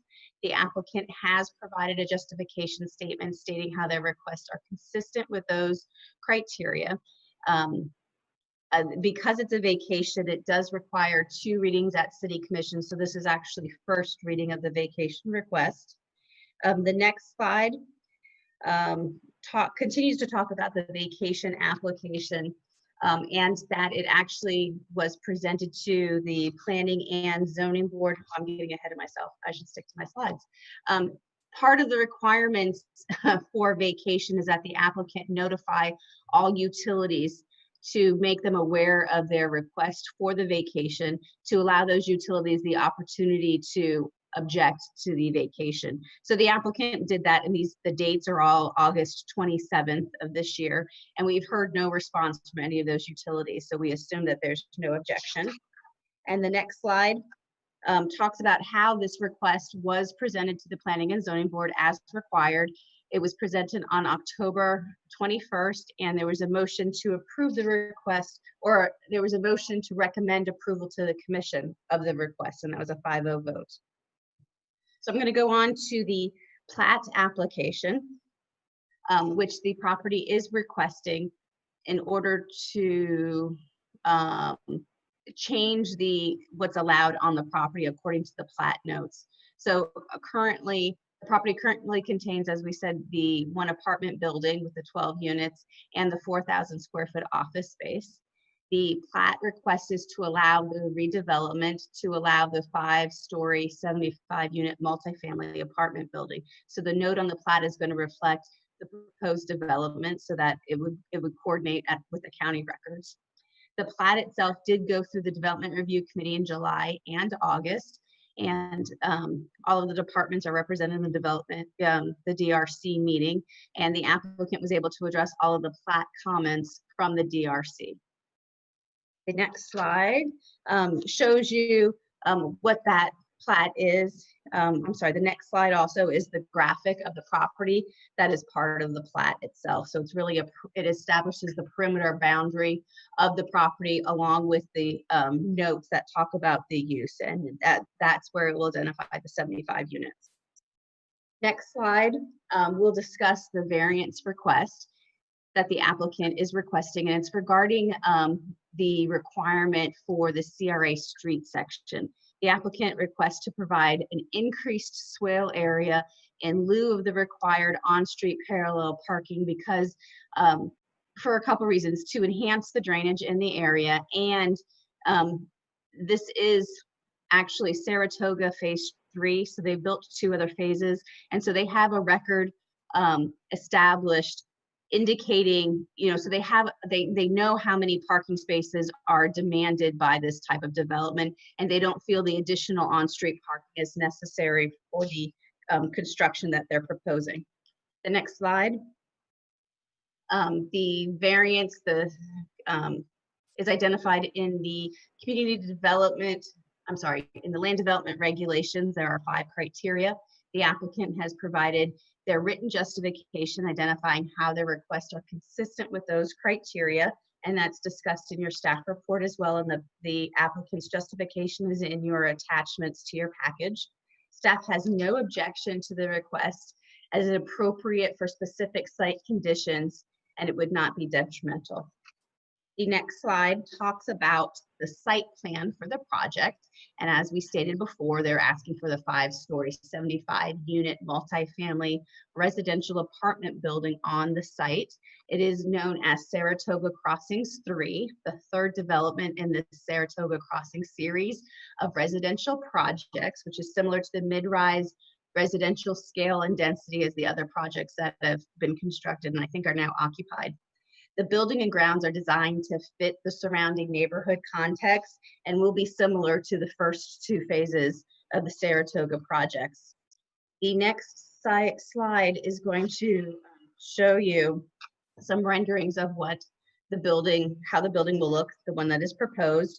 The next slide shows the site plan itself, so you can get a layout of where the building placement, as well as the parking, which will be behind the building. So the building would be pushed up towards the street. It is in the CRA, and that's something that most of the CRA districts talk about, pushing the buildings towards the street, parking in the rear. And you see that extended green area along Dania Beach Boulevard. That's what speaks to the variance request, where they have the additional landscape treatment in that swale area instead of the parking. Next slide. The applicant is requesting, in lieu of a parking variance, an alternative parking standard for the project, which is allowed by the land development regulations. Under normal circumstance, this project, because of the number of units, would require 113 parking spaces. The proposed site plan is providing 63 parking spaces. And as I said before, they're basing this information on the parking data from the first 2 Saratoga projects and the proximity of frequent transit service. The community development directors determined that the project warrants this alternative parking standard, and we believe that what they're proposing is going to meet their demands for this project. The next slide speaks to the public outreach efforts that the applicant conducted. You know, staff does request that all the applicants conduct this neighborhood outreach with the surrounding neighborhoods, and the applicant did that and held a Zoom meeting on September 9th. The packages include the notice of the Zoom meeting and the list of several participants, as well as the email correspondence between the applicant and the neighborhood representatives. Next slide discusses the development review committee. The project did go, the site plan did go before the development review committee July and in August. In regards to the site plan, there are still several outstanding DRC comments that remain that must be addressed prior to the issuance of the building permit. Those are identified in the staff report and the resolution. If the resolution is approved, the conditions are included in that resolution and will be made conditions of the approval. The next slide is our staff recommendation. With regards to the variance, staff is recommending approval on first reading of the variance request. It is first reading, and the second, it will come back to you for second reading. The plat, staff is recommending approval of the plat request. And with regards to the site plan and variance, staff is recommending approval of both requests, provided all outstanding DRC comments are addressed prior to the issuance of the building permit. That concludes staff's presentation. I know that the applicant is present, and I believe they have a presentation also. I'm not sure if they're going to want to make the full presentation, but I do believe they have that prepared, and they are here to answer any questions and or make a presentation. Is there an attorney representing them? Nectaria. Okay. Nectaria, do you have people that are going to testify? Mute me. There you go. You're unmuted. Okay. Good evening, Nectaria Chakas on behalf of the applicant Atlantic Pacific. We do have a number of consultants that are on the line. I don't know if they all need to really be sworn in. It may be better that if I go through my presentation, to the extent I can't answer any questions, we can swear them in at that time. There's probably 8 or 9 consultants. That's fine. That's fine. Yeah, and they may not have to speak, Tom, so. Sure. Okay, go. I sent my presentation. I don't know if Frank has it and can pull it up, or if I can share my screen. Oh, there we go. Perfect. So as Corinne mentioned, she did a very thorough presentation, as she always does, and I'd like to thank her and Richard for working with us very hard during the DRC process on this very exciting and very worthy project. Next slide. As I mentioned, there are a number of consultants that are on the call. I would like to recognize Scott Kriebel and Brian Jaffe, who are with Atlantic Pacific Communities. They are the developers of the site, and we're also the developers on the Saratoga 1 and 2 projects that are located kind of catty corner to this site. We also have our architecture team, our parking and traffic consultant, as well as our civil engineer, Jay Hebner, who is very familiar with the drainage issues on West Dania Beach Boulevard adjacent to this site. To the extent I can't answer any of those questions, he is on the call and will be able to address them. Next slide. As Corinne mentioned, we're really here on 4 applications. We have a site plan application, a variance application, the plat application, and the easement vacation application. The site that we're here on is a 2-acre site. It is the site outlined in red on the aerial you see before you. Saratoga East and West are highlighted and outlined in blue. They are catty corner to the site, and those are the developments that were really just completed recently, and they are fully occupied, I believe. The area, and I'll just touch on it because it's sort of the elephant in the room, and I heard it mentioned during the Public Works presentation on infrastructure.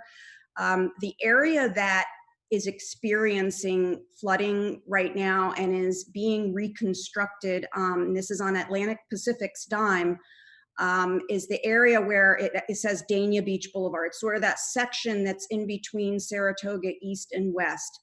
And the reason for that is because this particular property, in particular, is one of the lowest lying properties on West Dania Beach Boulevard, according to our civil engineer. And so it is just a complete, what we call an exporter of water.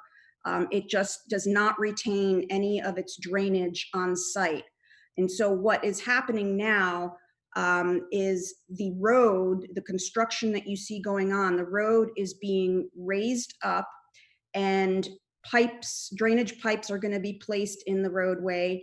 And with the development of this site, which will now be constructed to code, it will retain all of its drainage on site. It will not have this situation that it has now, where it is exporting and just draining into the street, essentially. And it's the biggest, I guess, if you would call, culprit on this street. So the development of this parcel and the road work that you see going on right now, although, not the best time but we can't predict when we're gonna have heavy rainfall like this, but it is unfortunately occurring while the road is under construction. And as a result, you have seen, you're experiencing more drainage issues there than normal. But it will be significantly improved once this project is developed and once the construction is complete of the existing roadway reconstruction. So the other item that we have on the agenda, as Corinne mentioned, is the plat. So the plat is just simply a mapping exercise. It's taking the site, which is a combination of a number of plats, and unifying it under one plat.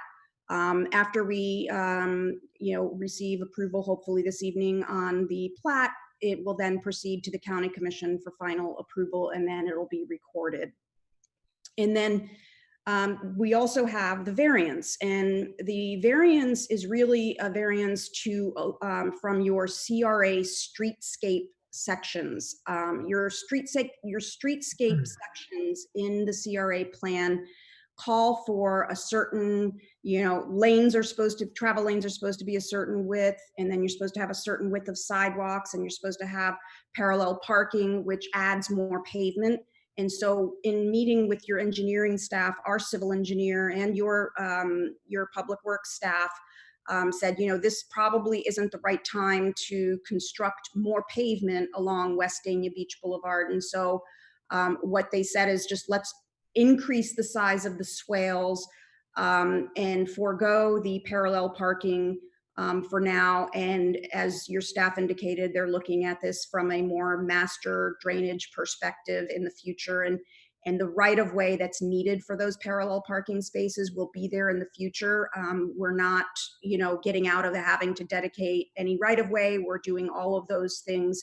The only thing and we're doing the landscaping, the sidewalks. The only thing that we're requesting as part of the variance is to not have that parallel parking there because it will simply add more pavement, and we don't want to exacerbate any sort of drainage issues that are occurring. Next slide. This is the easement to be vacated. As Corinne mentioned, it's really an easement it's a right-of-way easement, a road easement that was granted to the city back in 1986. So about 35 years ago or so, they granted this easement to the city. It has never been used. It has no public purpose anymore. It would be a road to nowhere. As you can see, it would just dead end into the property to the south.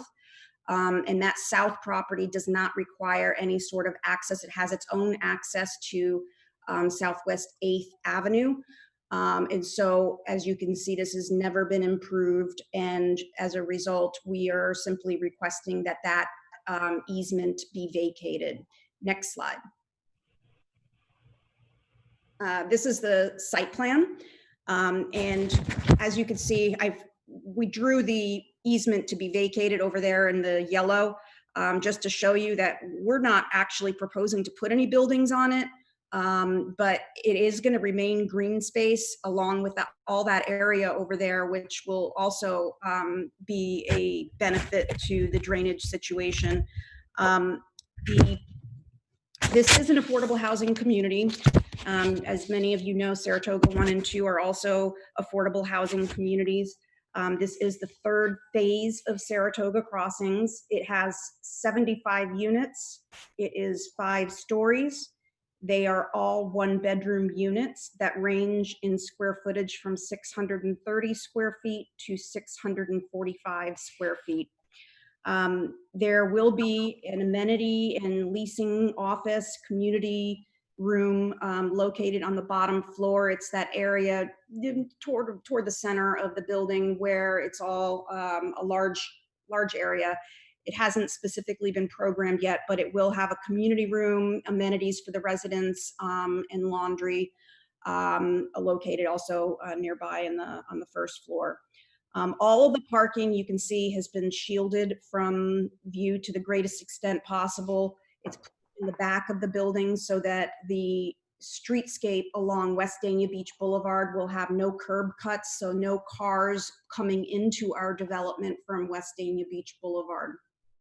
The access point for this development is the area has this little circle that says access. It's all on Southwest 8th Avenue. So all of the traffic that comes in and out will come from 8th Avenue, will come along 8th Avenue, and West Dania Beach Boulevard will have a nice long continuous street frontage, building frontage, which really leads to a very nice urban feel. The little orange dots that you see, the little squares, those are actually walk-up units. So there will be units on the ground floor, the walk-up units to simply add more of an urban feel as well and sense of community. The variance, as I mentioned in the previous slide, you could see here all of the green area along West Dania Beach Boulevard that we're providing. And that is, easement area, it is swale area, and it is area that in the future, once the city has master planned this the drainage for this area, that there will be plenty of room for parallel parking to be placed there if the city chooses to do that. Next. This is the view of the building along West Dania Beach Boulevard. And you can see the walk-up units there. You can see the people, you know, outside some of the units, but those are the walk-up units. It's 5 stories. And again, this rendering probably does a good job of showing the large swale areas that are located along Dania Beach Boulevard. And then the next slide, which is a rendering of the corner of the building along West Dania Beach Boulevard and Northwest 8th Avenue. Again, you could see the wide swale areas, a lot of green space in this community, and that will certainly improve the drainage situation in addition to the road work that is being done right now. Next slide. So a lot of folks asked us, they understand that this is an affordable housing community, and they've asked us for what, you know, what does that mean? What are the income limits, and, you know, some examples of what the rent ranges will be. This is what we call a mixed income development. So it's not just all units are going to be provided to income levels of 30% or less. It's really a mixture of units. So 27 of the units will be based on the area, 30% of the area median income. You'll have 19 units that are at 60% of the area median income, and then you'll have 29 units that are at 80% of the area median income. And as some example scenarios, if somebody's renting a unit that is at the 60% area median income, the income limits for a single person would be $37,440 a year. If it was a couple renting the unit, it would be $42,780 a year maximum, and the rent for that unit would be $926 a month. That includes some utility allowances. If it was an 80% area median income unit, the income limits for a single person would be $49,950, and for a couple it would be $57,050. And the rent for that particular unit would be $1,261 a month, and that includes some utility allowances. So those are just some examples. Next slide. Next slide will show you what some of the interior finishes are expected to look like. These are photographs of what Saratoga 1 and 2 look like on the inside, and the finishes that are in Saratoga 1 and 2 are very similar to what is proposed, and maybe even identical to what's proposed for the 3rd phase of Saratoga Crossings. So next slide. As Corinne mentioned, we had a public participation meeting where we noticed the radius, 450 people in a 450-foot radius. We did have a Zoom call, and then we also had a follow-up Zoom public participation meeting with just the residents of Saratoga 1 and 2 to let them know that this 3rd phase was coming, and to answer any questions that they had. That meeting took place on September 21st, and it went very well. A lot of folks expressed interest in the development, and you know, it became very evident that this is something that is very needed in the community, and people were very excited to see that there was another community coming, because I think most folks have agreed that the Saratoga 1 and 2 developments came out really nice and have really served as a catalyst to this area. So with that, we are requesting approval of the site plan with the variance in the right-of-way vacation and plat approval. I would be happy to answer any questions that you may have.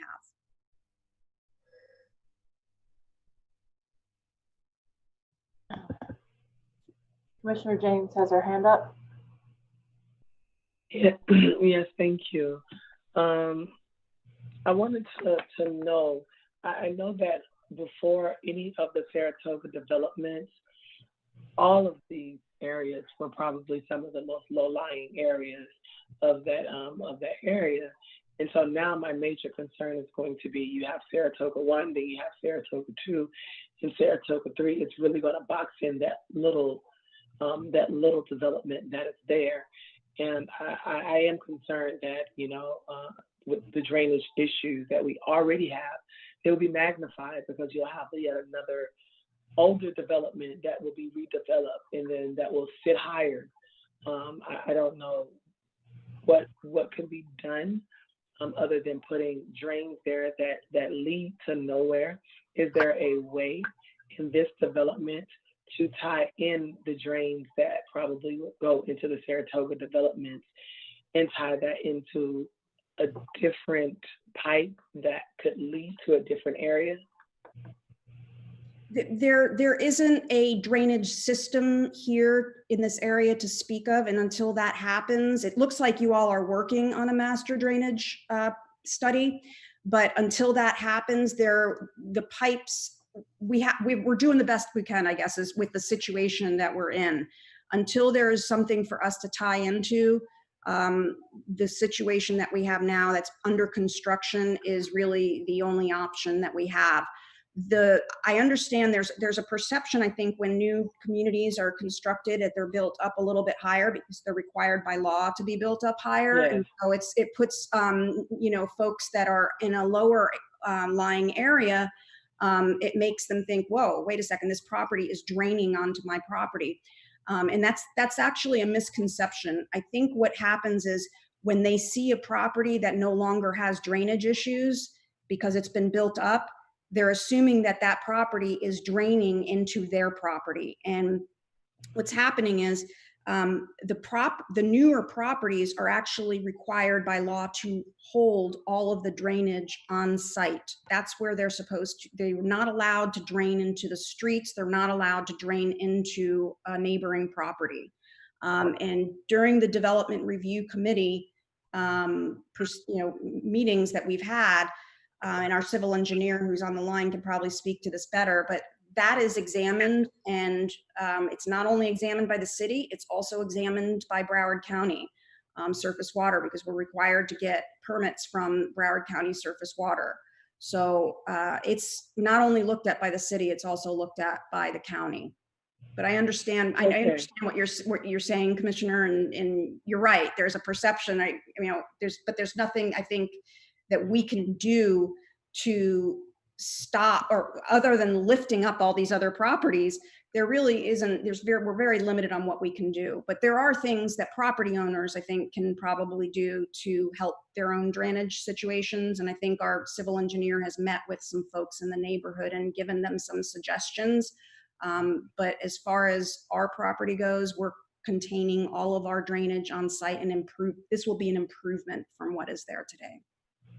Okay, and as far as the community outreach, were there any comments that were made on the Zoom call? I don't think I was on that Zoom call with this particular project. Were there any comments that were made that were for the project, or how did the community feel?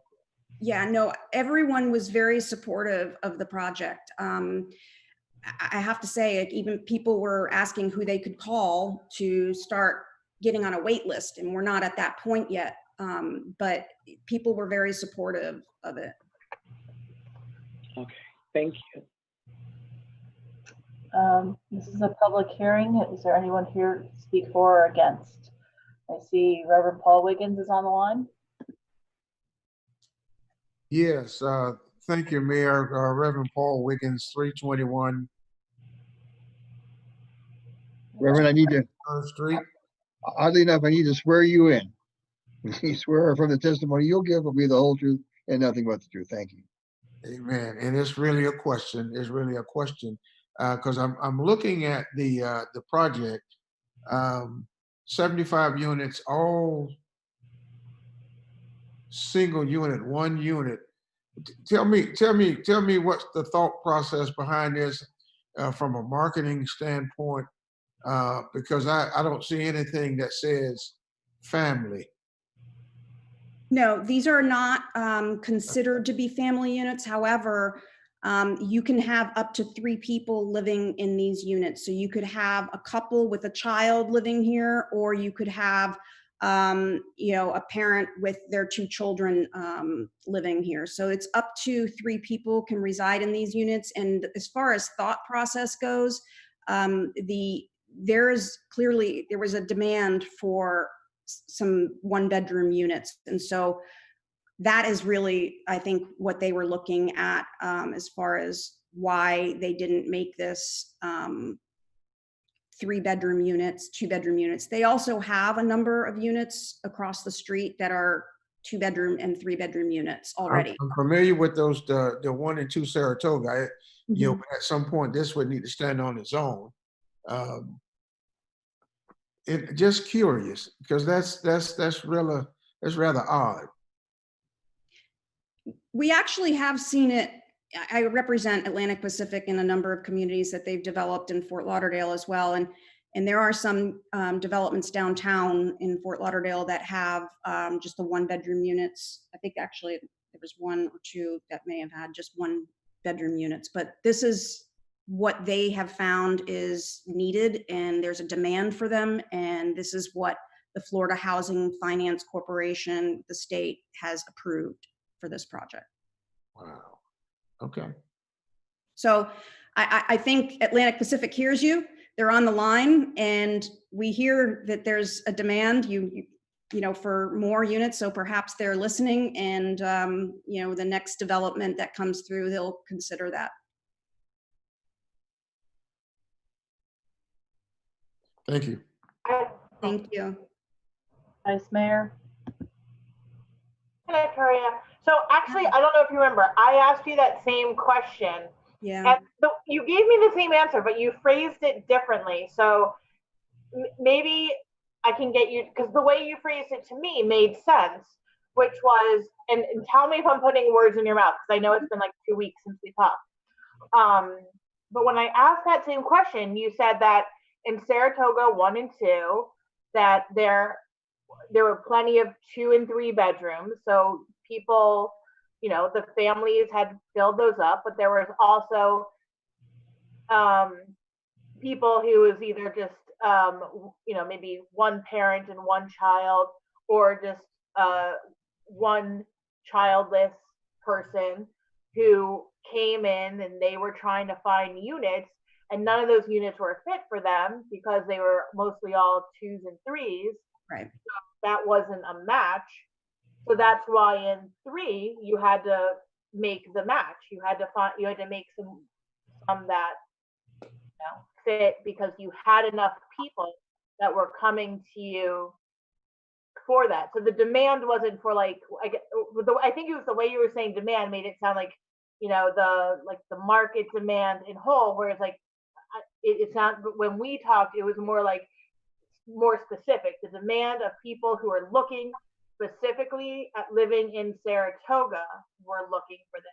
Did I put words in your mouth, or is that? No, it's not necessary. I think using Saratoga as an example is great, because there are, I mean, I have the numbers here. Saratoga 1 and 2 have a number of 2-bedroom and 3-bedroom units. So if you're a single person or a couple, or, you know, a couple with a child,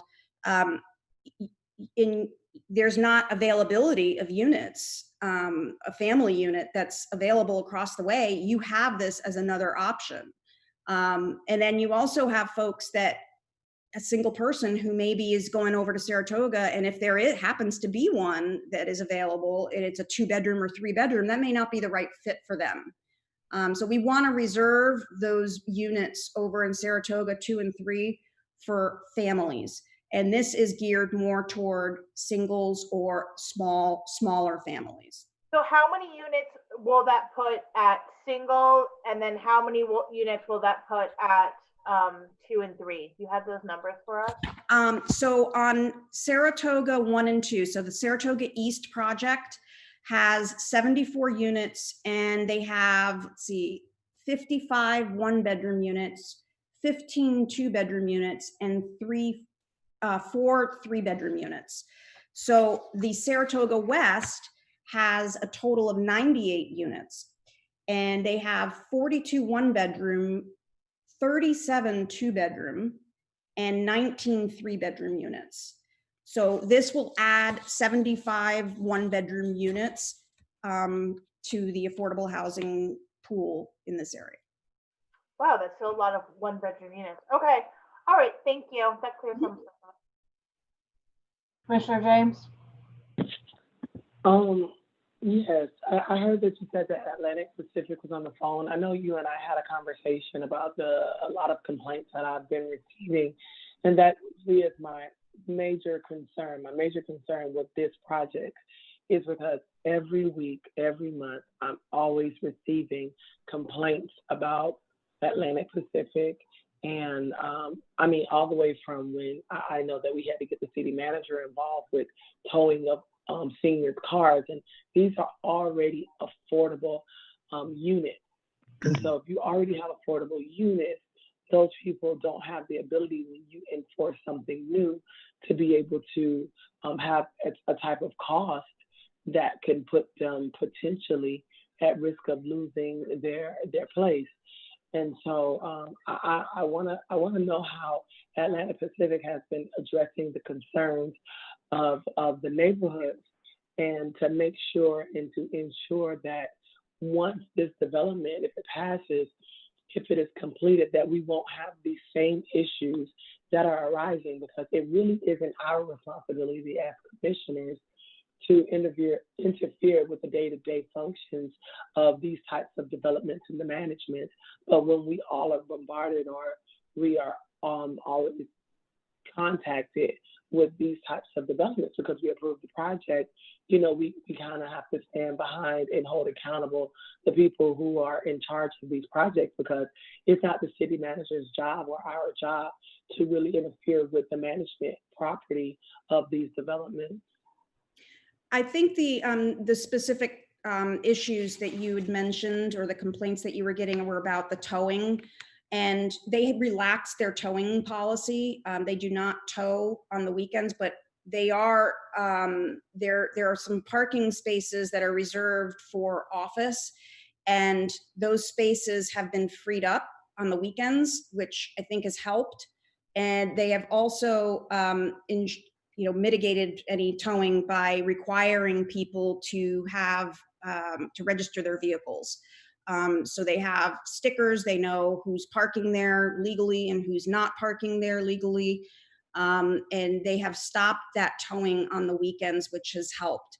But you're right, the city shouldn't have to get involved. We completely agree. You should not have to get involved in day-to-day operations. But at the same time, there's also rules that I think Atlantic Pacific wants to make sure are enforced. And as a result of that, there may be some folks that are unhappy, but I could tell you that the towing, I think, was the biggest one that I heard, and that practice has stopped on the weekends. So is this development that is also kind of co-managed with the Housing Authority, or what involvement does the Housing Authority have with these projects or with the other two Saratoga projects? So the Housing Authority will own this land. They will be the landowner. Atlantic Pacific is the developer, and will be the management company. Okay, thank you. Commissioner Brandon Mark? Yeah. Hi there. I think that to have these bedroom units, it fulfills a great need in this city. Really, I've had people call me to ask where can they get a 1-bedroom. Their partner passed away and they're not able to make it to pay for these 2-bedroom units. And they, to me, are like the forgotten person. And I think that to build this is the greatest thing in the world. I have guys that can't make it anymore, and their partner's not with them, and they're saying, where can I go? Everything is 2-bedroom, because the landlord makes more money on a 2-bedroom. So I'm happy to see someone come in and want to invest money on a 1-bedroom. But I think this is great. And Saratoga, when the day comes that they have a book out to show us the greatness in the city and interesting places, they must put Saratoga on that brochure, because it is just beautiful. I'm proud of it. Thank you. Thank you. Thank you. This is a public meeting. Is there anyone else here to speak for or against? I don't see any more hands. Any further discussion? We need separate votes on 9.3, which is the vacation of the easement first. Second, Commissioner Harris has his hand up. Motion to approve 9.3. Second. Call the roll, please. Commissioner Brandimart, Yes. Commissioner Harris, Yes. Commissioner James, Yes. Vice Mayor Odman, Yes. Mayor Llewellyn. Yes. Motion carries 5-0. Make a motion to approve 9.4. I'll second it. Please call the roll. Commissioner Brandimart, Yes. Commissioner Harris, Yes. Commissioner James, Yes. Vice Mayor Odman, Yes. Mayor Llewellyn. Yes. Motion carries 5-0. Make a motion to approve item 5. I'll second. Call the roll. Commissioner Brandimart, Yes. Commissioner Harris, Yes. Commissioner James, Yes. Vice Mayor Odman, Yes. Mayor Llewellyn. Yes. Motion carries 5-0. Thank you. 9.6 is a resolution of the City Commission of the City of Dania Beach, Florida, approving a special exception, SC 07420, to allow for academic school use pursuant to a request submitted by Lee Raskin on behalf of Hollywood Playgroup LLC for property located at 3201 Griffin Road in the City of Dania Beach, Florida, providing for conflicts, further providing for an effective date, community development. Corinne, is that you? Yes, good evening. Corinne LaJoy, Assistant Director of Community Development. This application is a special exception request to allow an academic school, and it is located at 3201 Griffin Road. I'm sorry, I do have a presentation if Frank could put that up. The property itself is made up of 3 parcels, which has commercial zoning as well as multiple family residential on the back north parking lot. If you can go to the next slide. So the land use is commercial and irregular residential. There are 2 office buildings on 2 of those parcels. There is an existing daycare business that the applicant owns located at one of these locations. They are asking to expand the use to allow academic school in addition to the existing daycare use that's there today. An academic school is allowed in the commercial and the RM1 zoning district, but as a special exception, which allows us to do an additional review based on the criteria identified in the Land Development Code. If you go to the next slide, Frank, that shows an aerial photo of the property itself. It is located at the corner of Griffin and Southwest 32nd Avenue. And you can see there's 3 parcels that make up the property. The first, fronts on Griffin, and the third is adjacent to an existing residential home. But that's where the parking lot, there's a parking lot only on that parcel. So the front building on Griffin Road has a 2-story office building. The middle parcel is a 4-story office building, which is where the daycare is. And in between those 2 buildings is where the existing playground functions for the business today. The next slide talks about, it goes through what these 3 parcels are. I think I probably already described these pretty well. The applicant's current daycare business occupies the 4th building. The applicant indicates that the current daycare is licensed for 79 children, which are dropped off between the hours of 8:30 and 9 in the morning, and then picked up in the afternoon between 3:30 and 4 o'clock. The applicant at this time is requesting to expand that business by allowing 61 school-aged children in addition to that daycare business, which would expand it up to 140 kids. Next slide, please. This is an aerial photo of the building. To the top of the screen is Griffin Road. So that's south, actually. But it shows the location of the buildings as well as the parking area, and identifies the current, there's currently like a car loop for those dropped offs for the daycare, and that's how that loop is functioning on the site today. That parking lot to the north of those 3 parcels does go much deeper, much further west than even the buildings sit. So it does allow for additional queuing if that's necessary due to the expanded number of children. So there is an ability to queue additional vehicles on site. Next slide, please. With this expansion, the applicant's proposing to also expand the drop-off and pickup time from 8. So it would actually be a whole hour in the morning from 8 to 9, and the same in the afternoon from 3:30 to 4:30. The applicant has agreed to maintain the existing daycare drop-off pickup times, which were 8 to 8:30, and then designate the academic school pickup from 8:30 to 9, so that we further stagger those times to help alleviate the peak hours. And she agreed to do the same for the afternoons as well, is maintain the existing daycare pickup times and establish an additional half hour only for the academic school to help alleviate any peak hours. The site does have a 5-foot CVS wall running along the north property line, which is where that's the shared property line with that adjacent residential. So there is currently a landscape buffer and a concrete wall that helps buffer any vehicle activities that occur on the commercial site. The external activities of the daycare and the proposed school are limited to the playground, which is located between the two buildings. So it further limits the impacts on the residential for any outdoor activities that may happen on the site with associated with the school itself. The next slide speaks to the special exception criteria that are identified in the land development regulations. They're identified in your staff report as well.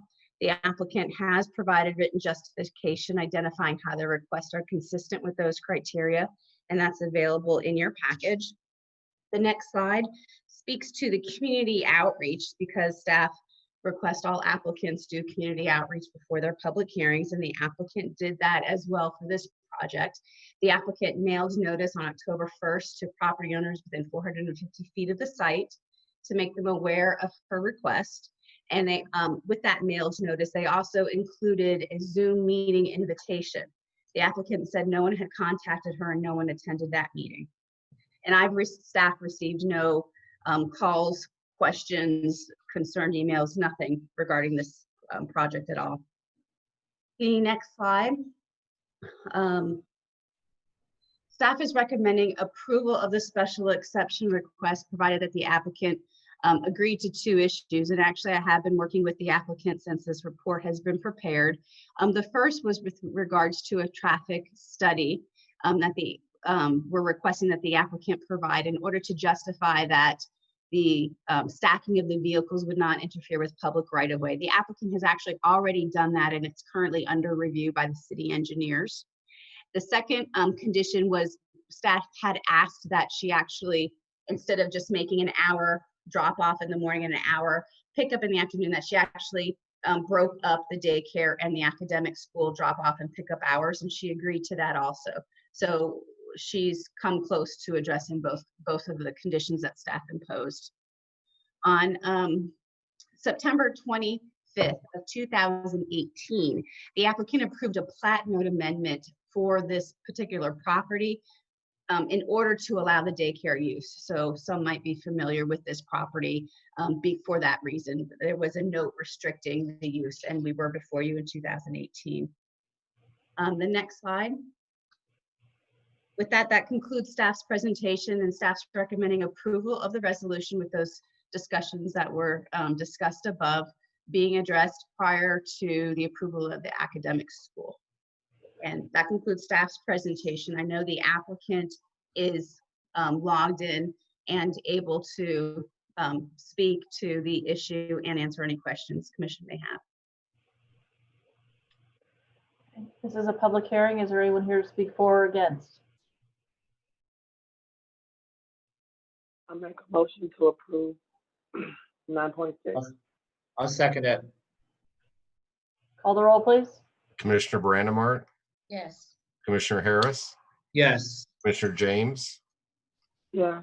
Vice Mayor Odman, Yes. Mayor Llewellyn. Yes. Motion carries 5-0. City Attorney?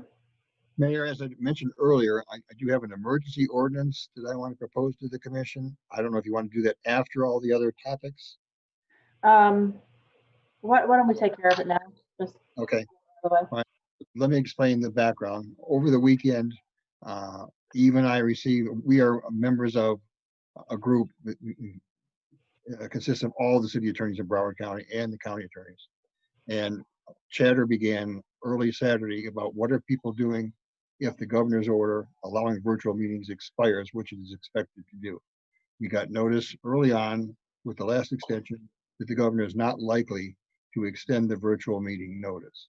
The city attorney started to ask, what is your city doing?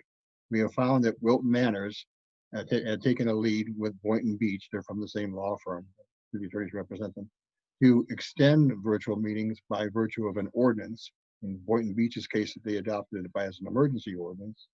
And it basically says that you don't have to have, we would continue the practice we have currently. There is a concern, I've spoken with the vice mayor about this today and communicated with her that if we go back to what would ordinarily be required, which would be a regular meeting, 5 people in the room.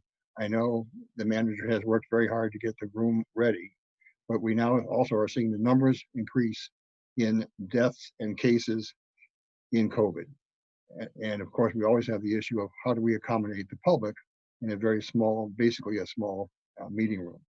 So my proposal is to give you the opportunity to adopt an emergency ordinance to continue what we do. There is some risk with it. It could invite somebody from the public or an attorney for somebody to complain to the Ethics Commission in Tallahassee or the OIG in Broward County, or even file a lawsuit saying you don't have the right to do that. Even I have thoroughly looked at this with other cities. Not a lot of cities are doing it, but we're trying to find out what they are doing throughout the state. So far, it's still early on. And I'm finding a number of cities they're doing different things. But for us, our concern is to protect you, the staff, and most certainly the public from the spread of this wicked disease. So I could read this entire thing if you wish, or just read the title. But essentially, it has a number of recitals and whereas clauses dealing with why it would be necessary because of the current situation with COVID, how it persists, and ultimately would allow us to continue virtual meetings unless, for a period of 90 days, unless the governor does extend, which again, I don't think is anticipated, or something else happens that would be controlling. Our belief is that the Sunshine Law does not explicitly say that you have to have a quorum physically present. That's an Attorney General opinion that's been followed by the cities for many years, including myself, to be very careful that we encourage and restrict meetings to be held with all the people present physically in the room. Under the circumstances, we know how dangerous that can be. So I am recommending that we adopt the emergency ordinance. You could do it on one meeting tonight. We don't have to give particular notice because it is an emergency. And 2/3 vote is required under the charter to adopt an emergency ordinance. I can read the title. I can read the entire ordinance if you chose, but that's the idea of what we have. Before I get to everybody else, I have a question for you, Tom. This is just, it would just be allowing us, although it could be somewhat controversial, it would give us the option so to continue with virtual meetings. I know the numbers are going up. I know they just had a huge outbreak in Fort Lauderdale at City Hall with about 30 people that are now COVID positive as a result of opening City Hall. But we don't know if this is just a blip or if it is a current trend that we're going to continue seeing increases, correct? So that's kind of. What did you say about City Hall, Mayor? Fort Lauderdale had a very large outbreak of COVID positive individuals once they opened City Hall. Oh yeah, okay. So, yeah, so there's about 30 people now, I think, that are positive over there. So I just, you know, we don't know what's going to happen, and then this is all new. So, you know, whatever. I just wanted to get a sense of it. Okay, Vice Mayor. Thank you. So first, I want to thank Eve and Tom for putting this together so quickly. My urgency in asking for this was specifically due to the fact that what we had in place allowed for two of us to not be present to continue to have a quorum. And the situation that I specifically objected to was if, let's say, three of us felt that our health concerns were such that we didn't feel comfortable going. Well, it's not appropriate for any of us to have to plead our case to the city manager, the mayor, our colleagues, and divulge our health conditions and say, and I'm so concerned is because I have whatever it is. So that is what I was trying to avoid by asking that we have this put together and that we put it in place as soon as possible. And we saw what happened in Fort Lauderdale, 12 people, 20 people, I guess now it's 30 people. And I hope it doesn't happen with us, but primarily I was trying to avoid that situation. None of us should ever have to divulge personal health information to be excused from the meeting in terms of giving the specifics as to who is more higher risk. And conversely, I would never want any of us in that position to play physician or judge as to who is most high risk and who should get to sit out. So this emergency ordinance addresses that and at least for the time being solves that, since the city attorney has advised that he doesn't, at least at this point, anticipate that the governor is going to step in and extend that ordinance that we can continue virtually. So I would really ask that we go forth and move forward with this emergency ordinance. Commissioner Brandemart, you're fine. Yeah, I noticed when I came in tonight, Mayor, that the room is all set up for a meeting, and there's 5, if I count, I didn't go in there. I looked through the window, and I see that there's like 5 open seats, that's all, in the entire room. So I asked somebody, what is this? And they said, it's the magistrate's hearing, is tomorrow night. But they, just a question off my mind, they've only allowed 5 in there? They got every single seat with a sign on it. And then in one row, they only got 1 seat where somebody can sit. And I was wondering, is that the law that they can only have 5 in the size room? How come? Eve has her hand up. Maybe she can answer. Eve Bootsis, our assistant city attorney. Go ahead. Hi, can you hear me? Yes. Hi, Eve. Hello, good evening. It is my understanding that it's actually 12 seats and it's the 6 foot distance to make sure that everybody is protected. Yeah, okay, thank you. I didn't see that far, so I only counted 5, 1 in 1 row. All right. And the magistrate meeting is on Thursday morning, not tomorrow. Eve and I are planning to attend that and can help conduct that meeting of the magistrate. It's the first one that will be live. It also happens to focus on 20 vacation rental cases, which we're taking Oh, we very need that. Yep. very Yeah, we need seriously. that. We Yeah, are prepared to deal with each of the cases individually and get rulings that require, comport with what these people need to be told. okay, that sounds right. Thursday morning. So what do you want now? Do we want, Tom, why don't you read the title and then we can Sure. move forward. Okay. This is an emergency ordinance of the city of Dania Beach, Florida, authorized by a 2/3 vote of the city commission to waive the requirements of the city charter, Article 3, Section 3, as to notice and requirements for non-emergency ordinances, authorizing the city manager to make provisions for public meetings by use of communication media technology and for attendance by use of such technology by elected and appointed officials during periods when the city manager determines and declares a local public health emergency or other circumstances in which the city commission determines it is necessary to protect the health and safety of city officials, city staff, and the public for a 90-day period, providing for conflicts, providing for severability, further providing for an effective date. This goes back to the very beginning when you delegated to the manager to do certain emergency measures. She would do that with the assistance of Eve and I. I give her guidance of when it would be used. It'd be used for the commission, the CRA board, planning and zoning board, any advisory boards if they choose to still continue rather than attend physically. Again, if we can accommodate them, and it's always been Anna's intent to bring us back by November and accommodate us there physically at the commission room. I'm just not sure that people are ready to do that. And this is an option, as the mayor mentioned in the very beginning, to use. I recommend it as an option to pursue because we are all concerned and share your concerns with the health issues that are simply unknown and still pretty frightening.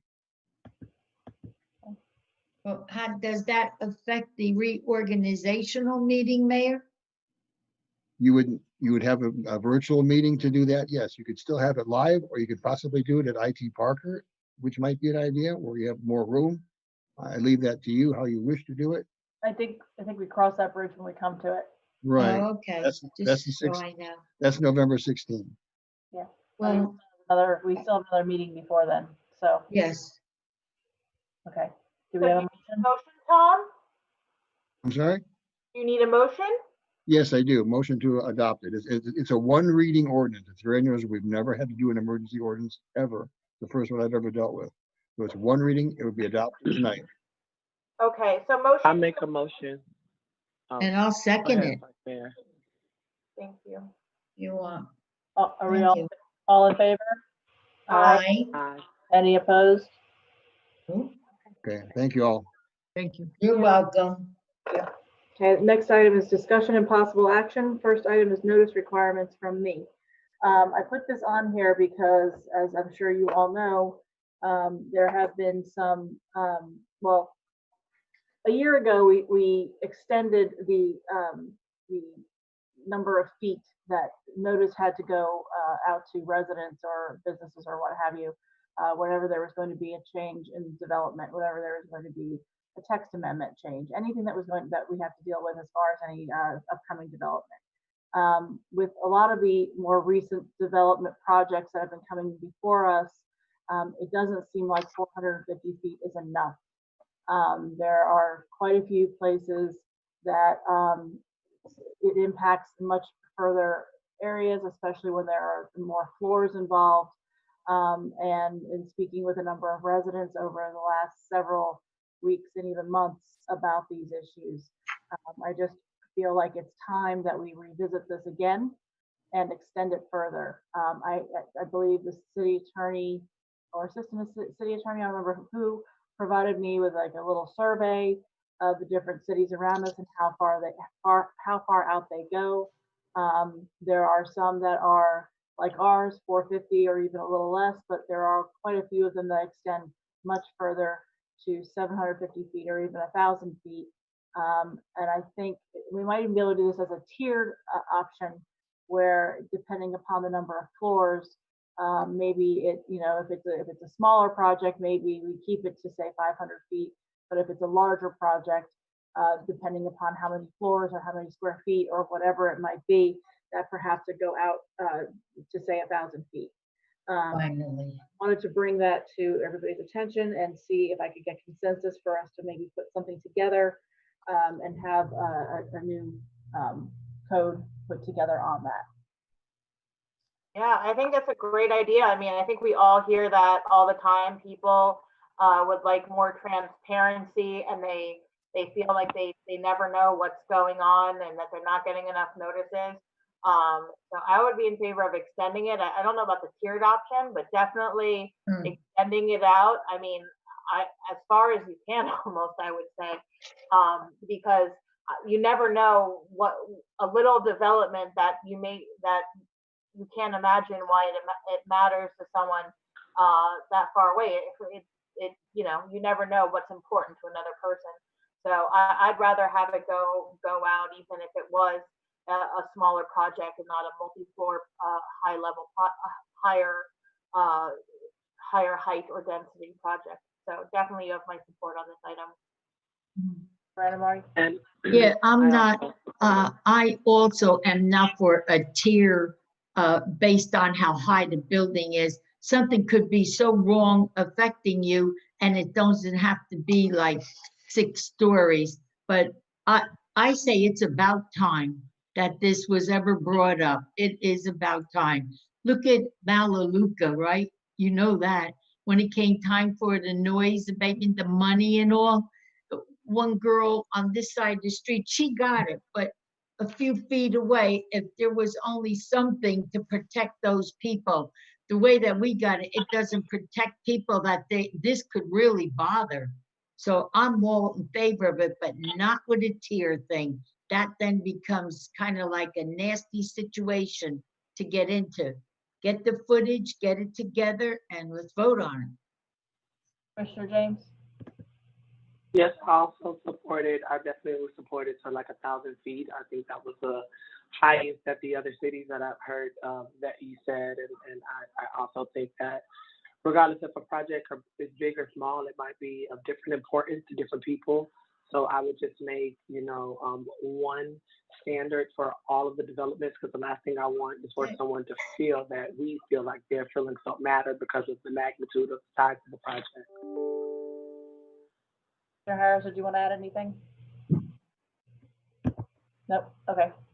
All right. So it looks like Yeah. I was muted. Sorry, but yeah, whatever. What are we going to determine the distance to be? What was your suggestion again? 1,000? When I've looked at other cities, the ones that go out further, it's anywhere from 750 to 1,000. So I'm fine with 1,000. I don't think there's anything wrong with that. Let's compromise at 800. Why? The more the merrier.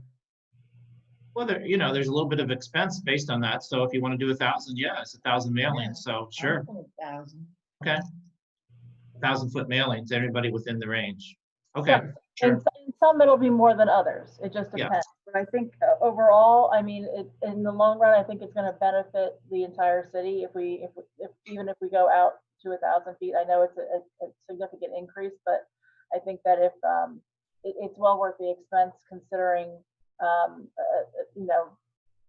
what the alternative is. I mean, at least if we're notifying as many people as we can,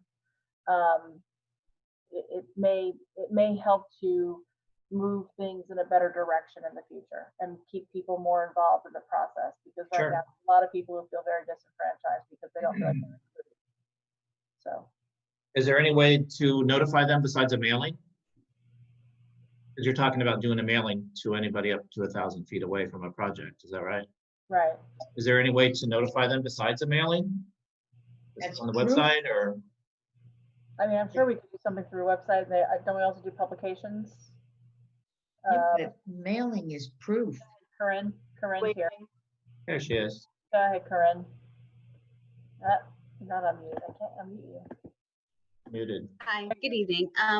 So the code does require us to mail notice. Thank you. We put an ad in the newspaper. Right. We also, most, site plans require a sign to be posted on the property. In addition, we also post the notice outside City Hall doors and the cabinets. And we also post on the city's website. And this all happens 10 days before public hearings. And that's proof, right?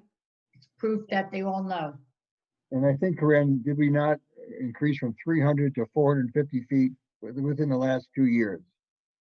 Yes, it feels like a long time, but yes, it was increased from 350 to 450. So the other thing that we probably need to discuss is how much lead time do we put on this? Do we make it effective immediately, or are there pending projects out there that it's going to cause a problem? Yeah, we'd have to amend the ordinance, Mayor. Okay. All right. So I think I have consensus for that, for 1,000. Absolutely. Fine, Yes. I do. Okay. So hopefully we'll see that next meeting. All right. We don't need a motion or anything, right, Tom? No. Okay. Next item up is rental relief for small businesses. That's again by me. We've dealt with the residential issue. We dealt with some other things, but I know the CARES Act money that's out there with the county. There is the ability to help out our small businesses. I'm getting constant phone calls, emails, and texts from small businesses in particular who simply cannot pay their rent. And their landlords are not being very cooperative in working with them. Some businesses obviously are hit harder than others, but I would like to see if there's something that we can do. And I know that there is a program for the county. I'd like to ask our assistant city manager to talk about it because I know that he's had conversations with the county about this, and he may be able to give us a little more insight as to what he's found out. All right. Good evening, Mayor. Can you hear me? Yes. All right. Thank you. Good evening, residents, Mayor, Vice Mayor, Commissioners, City Manager, and the city team that's online. Mayor, as you stated, well, let me back up a little bit. If you could recollect, last time we met, we did discuss the program, specifically discussing the funding that we adopted in our budget. Remember, if you remember, we approved $250,000 for the residential program from the city and $250,000 allocated to the CRA for the residential rental assistance program. As you stated, the Broward County is going to be opening up their two programs. As of yet, the application period is not open for the two programs. The two programs we're talking about is the Small Business Assistance Program and the Residential Assistance Program. What we're requesting, meaning the manager, the finance director, myself, is consensus from the commission to send a letter to the county administrator, Bertha Henry, requesting Broward County to administer our CARES fund allocated to the city of Dania Beach. Right now, there's different categories that we have various amounts of funding, and two of those categories are the Small Business Assistance Program and the Residential Assistance Program. We would like to allocate $500,000 under the Residential Assistance Program and $500,000 under the Small Business Assistance Program. Some details that we gathered in the conversation and the communication that we've had with Broward County is small businesses with 20 employees and less will be eligible. Additionally, they opened it up for nonprofit organizations with 25 employees and under.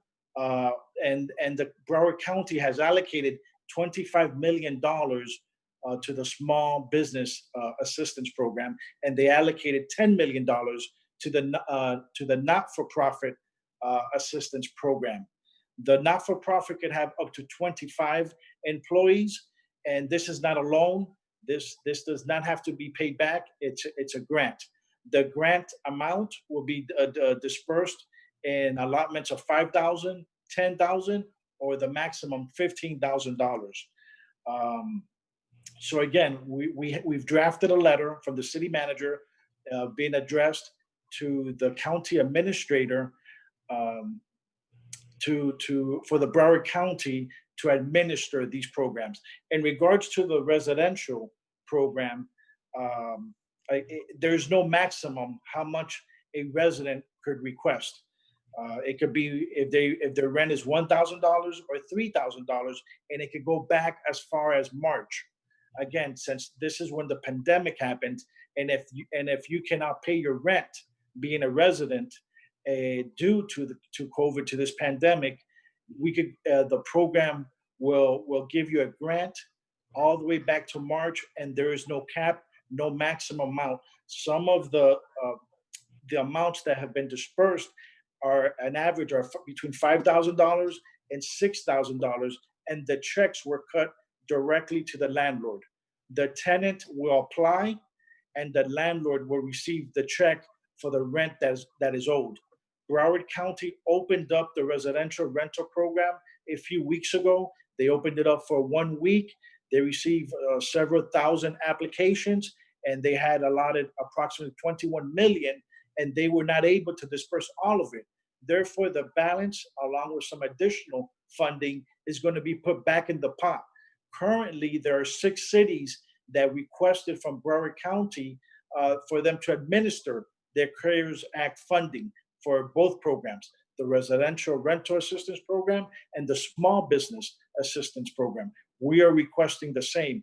We would like tonight to get consensus from the commission so we could keep moving forward on this path. And again, for allowing Broward County to administer the program. And this has nothing to do with the $500,000 that we approved in our budget. This is strictly the CARES Act funding. If we do not use that funding by December, the funding will go back to the federal government. So instead of trying to create a new program with policies, criteria, hiring an outside company or hiring employees to administer it, we could simply direct the county to administer our funds through their program. And we believe that that is the best option to move forward. Later on, if we decide we need additional funding, we still have the dollars in our budget that you approved to create such funding. The county did let us know as well that after the CARES Act funding, there will be CDBG funding available. And we could use that money as well for rental assistance. So there are various options of funding, but at this point, we believe moving forward, we should direct Broward County to administer our funds. In the letter, there will be also some discussion on moving some dollar amounts from the different categories within our CARES Act, again, to be able to meet $500,000 for the residential assistance program and $500,000 for the small business assistance program. Frank, our finance director, if there's anything I missed, please add it so we're all aware as well. Hi, good evening, everyone. No, I think you did a fantastic job of covering all the points. The key here is that if the city were kind of, as was mentioned, if the city doesn't use this money, it's either going to just be unspent and return to the federal government, or if the city doesn't spend it by a certain period of time, let's say that we go through a couple of rounds on the program, there's money remaining, that money could be reallocated within the county to be used for where there's other needs as well. So, and the county really wants to make sure that if the cities aren't going to use the money, that they're notified as soon as possible so that these monies can be diverted to a place where it is needed. But we do have the funding allocated to the city. And as was said, this is the best way to get the money in people's hands who need it the most as quickly as possible. One of the things that I also wanted to say is that if this is the way it's going to be done, and it makes most sense to do it that way, if Broward County itself is going to be administering this, what I think we need to do is we need to make sure that our businesses, our residents are aware of the process, are aware of the time limits, and more than just putting out social media posts. I think we need to actually do something more aggressive where we're notifying people. It may be, I don't know if it's mailers, I don't know if it's email blasts, I don't know what the best way to do it would be. I'd leave that up to you, but I think it needs to be something where it's very aggressive, and we need to make sure that everybody knows that they take advantage of this and it's not wasted. The other thing is that I would also suggest that perhaps we could even have something set up, whether it's a hotline or actually have a physical location where people can actually come at a distance and meet with somebody who may be able to help them walk through the process, because I'm assuming a lot of this stuff is being done online. There may be paperwork that has to be done. I know in the past, I remember Commissioner Harris talking about how he's helped some people when they were doing the PPP plan, and he was helping some other small businesses learn how to do whatever needed to get done to get that approved as well. Something similar to that, where maybe we actually have some people who actually really know what they're doing with this and can really help expedite the process and make sure that the people who are eligible for it get the money, those that need it. City Manager, you have your hand up. Yes, we really request that you support us on this. This is something that we've been researching, working with the county. In regards to getting the word out, earlier today I spoke with Candido. We via the BTR, the business tax receipts, we can get that information out to our businesses. We would also explore Code Red. We would explore all measures that we have to communicate to our residents and to our business owners that money is there and available for them. And like Frank said, this expires in December, and this is the best way for us to ensure that those that need it get the money in their hands ASAP. We have the letter ready to go. We just need some consensus and your support to move forward. Commissioner James? Yes, thank you. Oh God, my voice. Thank you. Has the county continued to administer the CARES Act funding for other cities, or have they stopped that?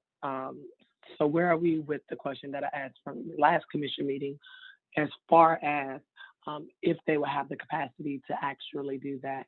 And if not, do we have a plan B that we can have up and ready to go if they come back and say they don't have the ability to administer it? I could answer that, Mayor, if you want me to. Go ahead. The county does have the capacity to administer the program for the other 6 cities that have signed up. The portal has not opened yet for either of the 2 programs. They have hired over 23 additional employees just to process these applications. The application process is, they've streamlined it, where within 2 to 3 days, they are approving the applications, and within 2 to 3 weeks, they are cutting out checks. So definitely they understand the need, the county understands the need. They have, in their eyes, they have more money than what people are requesting. 2 key points, one for each of the programs. The Small Business Assistance Program are for businesses that have not had any funding, such as from the Economic Injury Disaster Loan, the EIDL program, the CARES Act Paycheck Protection Program, which is the PPP, or the State of Florida Small Business Emergency Bridge Loan. So again, the purpose of this assistance is for businesses that either did not qualify or did not apply for the other programs. As far as the residential assistance program, what the county did is they allowed the tenants to self-certify their income, meaning that there is no process for the county to certify their income. Basically, the tenant is self-certifying their income, and this streamlines the process. Afterwards, when there's audits, they'll definitely will verify. But the way they created the programs was to streamline it, to try to get the money as soon as possible to the people that need it and to the businesses that need it. No, that's fine. I fully support your efforts. I just want to make sure that either we have something in line in case the county doesn't have the capacity to do it or will not be able to do it for us. Well, so I support. I support it. I don't know if it's confusing. All right, so it looks like we have consensus. Vice Mayor, did you want to add anything? Commissioner Harris, anybody? No, I support it too as well. Yes, absolutely. I do too. Thank you. Thank you. Thank you. Thank you, Candida. Item is key to the city request from Commissioner James. Yes, thank you. As the time comes to an end with Commissioner Brandon Marty, and I've seen us give keys to the city to a lot of other individuals that were newer people to the city, but she has been who she has been to her seniors, and she has given 8 years of service to our city. So I put in a request, a formal request. It should have been in your backup, and I turned it in to honor her with a key to the city to be presented at the next meeting. So I think I need consensus on this to make that happen. Oh, you need consensus? Yes, absolutely, yes. Yes, yes. Fine with me. Where is it in this book? I'm not sure. I just turned It's in this book? It's under tab 10.3. Oh, thanks. Thank you, Mayor. Sorry. That's okay. Okay, so you have consensus. Next item is Harger Hills Neighborhood, Commissioner Harris. I think in lieu of what we talked about earlier tonight, and maybe Eve can agree with me that after we have the sunshine meeting about the alternatives for the Harger Hills overlay district, that we can postpone that until then. You agree? You agree with that, Eve? That Okay. works. Yes. That's fine. Okay. That way we'll have more information, we'll have more people, so it's all good. It's good to give them the information all together. Agreed. Yes. Thank you, Okay. Mayor. So we'll hold Thank on you, Eve. till the next. Thank you, Ms. Bustos. Thank you. I see Mr. Rudman has his hand up again. We're not going to entertain additional citizens' comments at this time. There will be another meeting and we will be discussing this item further at that time. So you're welcome to speak or send us a email or something at that time. Thank you. Commission comments. Commissioner Brandon Marty? No, I don't have any. Oh, wait, only one comment. People are calling and saying that when they call City Hall, there's nobody answering. And that they've been trying to call City Hall and nobody's answering the phones. And I don't know if anybody else heard that, but they said they can't reach anybody. I got that about Public Works, not about City Hall general, about people who were calling Public Works, but my answer for them You was did too? probably, well, about specifically they're trying to call Public Services about something with flooding, and I said, well, they're probably out working because they're around the clock dealing with this, but I didn't hear Mine's been with like permits and stuff like Oh, that. no. Okay, no, sorry. All right. I just was wondering, do we, like, is there somebody manning a phone if somebody calls City Hall? Yes. Is there an hours like city manager that there isn't somebody there? Yes, no, Commissioner, we are manning the phone Monday through Friday, 8 to 5. And as Okay. a matter of fact, I will make sure I'll speak to Candido and Katia to put a post out there, to put Okay. the numbers out there to make sure that people have the correct numbers. Oh, okay. That sounds good. That's all that and I wanted to remind you is that I was asked to wear pink. Hello, Mayor, and I wore pink. Me too. Didn't recognize it, but I wore pink. Anna even has a pink mask. I do, actually. Here's my pink mask. Oh, let me tell you something about those pink masks. They're not comfortable because at the hospital, Silvestri, all the girls there have pink masks, but there's little itchy hairs that are coming at it. Oh, she's saying yes. Something's wrong with those pink masks. I'm only going to wear it today. That's it. Now, is Danny's going to be okay, right, everybody? He's just not well. Okay. Keep Danny in your prayers. I promise I will. And you too, Tom, and me too. Because I know the numbers are going up and it doesn't look good. A commissioner in Miami that just got the COVID and I understand he's not doing good. So it's coming back. You can see that, but that's sad.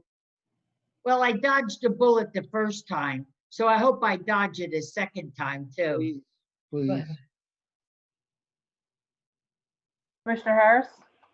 I want to thank the BSO staff and the staff at Walmart the other day for the drug take-back program. As you heard earlier, that we had a lot of pills returned and they had to count each and every one of them.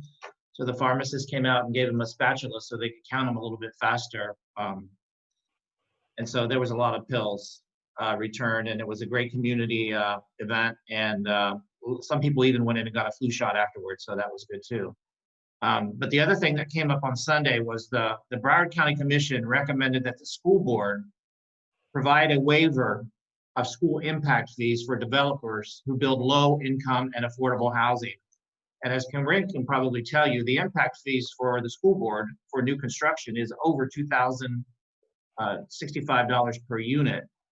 So this waiver of the impact fee paves the way for the creation of new affordable housing units.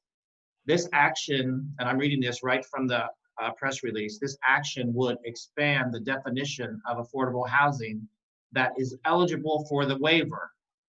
The decision to expand the waiver fee impact will go a long way towards increasing the affordability of the housing stock in Broward County, of which we are currently, at last count, 100,000 units short. So if they waive those fees, it will incentivize the developers to build more affordable housing, which I think everybody who's on this tonight agrees that we need. So I'll give, after the next meeting, I'll give a follow-up on this for what they decided at the county commission level, but this just came out and I think it's important to note. Thank you. That's it. Commissioner James? No comments, thank you. Vice Mayor? Yes. So Candido, if you can pop on for a second, maybe this is something you can answer.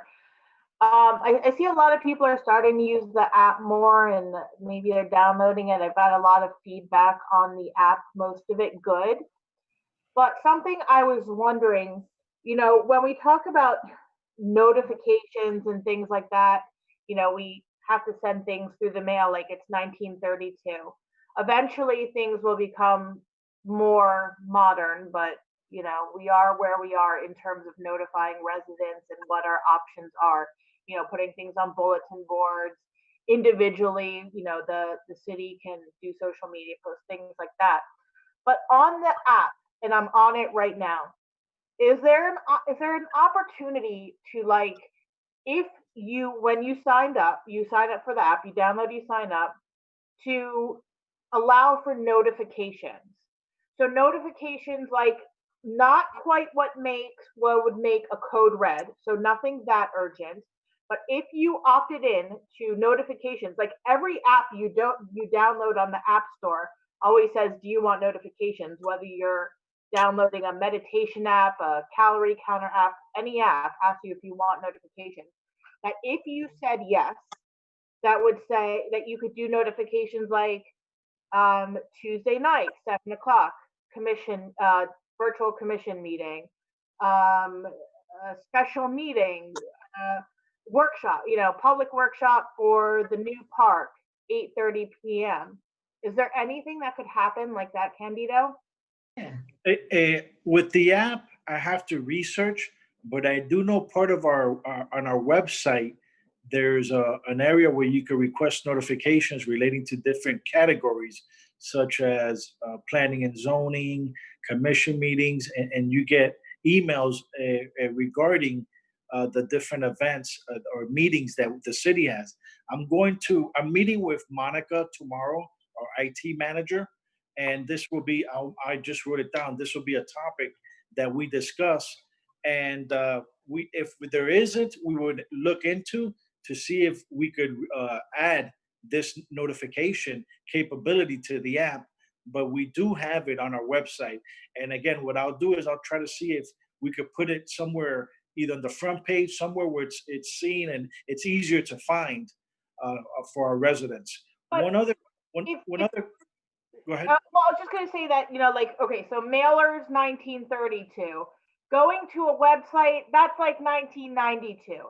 Everyone does everything on their phone now. I don't look at a computer unless it's the second or fourth Tuesday and I have to log on to this bad boy. Everything happens on my phone. I do my doctor's appointments on my phone. I talk to my mother on my phone. I check out every single thing that's going on all over the world on my phone. And that's the majority of people who are in my age group, I think. So if there was that possibility, that's why I think it's so important. We're constantly looking for ways, all of us, to increase transparency. And one of the biggest comments I know we all get is, I didn't know this was happening. I didn't know this was going on. Why didn't you tell me the tree's coming down? Why didn't you tell me the building's going up? If there's a way we can utilize that app, which, like I said, is getting overwhelmingly positive feedback, I'd like to do it. But I'm sorry, I interrupted. Code blue. Call it code blue. No, you don't call it code blue. No, not that. Call it code blue. Code, we got code red. Is there another color? Nurse Brandamarty, have you forgotten what a code blue is? Nurse Brandamarty? What is it? Nurse Brandamarty, go back to your nursing textbook and look up. Oh, never mind. Yeah, you're right. Sorry, go on. Yeah. Not good, not good. Code, what, yellow? Pink. We'll think about it. Ah, code pink. That's great. Something, code orange, something. All right, cart Yes. before the horse, guys. Anyways, Candido, go. No, I would, like I said, I'll provide an update to the manager on the capabilities of the app. First, if we have it. Second, if we could get it. So definitely I will follow up and I will let everyone know. Oh, okay. Thank you. You're welcome. That's all I got. Okay, I'm going to piggyback on that for a minute. I understand what you're saying about 1932 and mailers, but we actually have residents who were born in 1932 or earlier who also like to be kept informed. So in addition to that, I do still think that the mailers and things like that are helpful. Obviously. that wasn't the point of what I was saying there. Also, something that I have been doing is every time I get one of these emails or one of these phone calls or texts or whatever it is from a resident that wants to report something and is upset about something, I immediately tell them about the app. I hope everybody's doing the same. And I let them know about it and make sure that they know how to download it or upload it to their phone or whatever it is. And let them know that it is another way to communicate. So this way they don't have to call all of us all the time. And instead they can actually go directly to the source and be able to track everything. I think it has been helpful for a lot of people. They didn't even realize, a lot of them did not realize, no matter how much communication we've given them about this, they did not even realize that we had an app now. So I think that it's helpful to do that. Next thing I want to bring up is I talked to Kathleen about this. I know this is not a CRA board meeting, but I actually found out that any additional signs that we would need for the neighborhoods would actually be paid for by the city, not through the CRA. So I wanted to bring up here, I have had a request, and I was surprised actually that they didn't already have a sign in Playland Isles. They don't have a sign. I think they're the only community that doesn't have a sign, and apparently they didn't have a sign before. So to be consistent and to make sure that we are including everybody, I think we need to get them a sign identifying their neighborhood. And I think they'd like a sign from what I've heard from the residents over there. So Tom, I know I spoke to you about this earlier. Yes. If you want to explain. I think, if the commission chooses to do it, you could do a motion. I don't know where the funds would come from. It's under $2,000. I leave that to Frank how it would be handled, but since it's a city expense, not a CRA, it would be a city. I don't know where it comes from. It's a fund, but you could motion to approve the purchase of a sign. Does anybody have any concerns with that, or? No, absolutely. Can we bring it back as an item and possibly take it from contingency? If I may, through the mayor, that would be my recommendation. We want it to be transparent, even though it's under my threshold of what I can approve. We thought it was best to be discussed, such as this form, and we can bring it back in a simple resolution with contingency. And I think that's a really good suggestion. Okay, so that's what we'll do. So we have consensus. Okay, Candido, go ahead. Hold on, you're still muted. There you go. Okay. Manager, also, I just wanted to say that, remember, we have to also get funds to relocate the other two signs. So maybe we could combine everything together, because we still need funding to relocate the sign on East Dania Beach Boulevard and on Griffin. I just added that to my notes, so we'll put all that together in the one item and we'll get the total to the commission. Thank you. Yeah, could there possibly be a different funding source for all of it? I don't want to take all of it out of contingency. I'm not sure how much money it costs to relocate and do all the other things. We'll break it up. Yeah, Commissioner, we'll bring back the 2K. It's just under 2,000 for this additional sign, and we'll look at other funding sources in regards to where we're at in the budget for the movement of those two signs. We'll bring that back to you. Thank you. Okay. The only other thing I want to say is to the residents, if you have not voted yet, you still have time. Early voting is still going on through Sunday, November 1st, 7 a.m. to 7 p.m. at a variety of locations throughout the county. You can find all the locations. I think we have them on our website, but they're also on the browardsoe.org website. And then November 3rd is you vote at your own precinct, and you don't necessarily need to bring your card with you. Just bring your ID, and they'll identify which ballot you get. So with that, that's all I have. And appointments. I do have one appointment for Dania Beach Housing Authority. I would like to, I'm sorry, Commissioner James. Well, no, I wanted to address the situation has nothing to do with your appointment, so I probably will want to address it before. In 2000 and I believe 16, I remember I wasn't on the board yet, but I remember the reason why the appointments ended up being so skewed, where you had one administration or one mayor appointing 6 or 5 to 7 people, and then or 5 people in one at one time, was because the last 2 appointments, and I didn't catch it the last meeting because I didn't do my research, but they were appointed early. They were appointed a few weeks earlier to when their terms were set to expire. And I just think that 7 days before an election to appoint somebody to a 4-year term, I think that should be set by the new mayor, whoever that may be, because that's how it was before. Before I even got there, it had nothing to even do with me. It was before I was there before. I think the only person that was on the board was Commissioner Brandon Marty at the time when that change happened. That administration at that time reappointed or renewed 2 seats on the Housing Authority Board, maybe a week or less than a week before, and they weren't even up for reappointment. So I'm personally uncomfortable with 7 days left, making a 4-year appointment that's appointed by the mayor. So those are just my comments.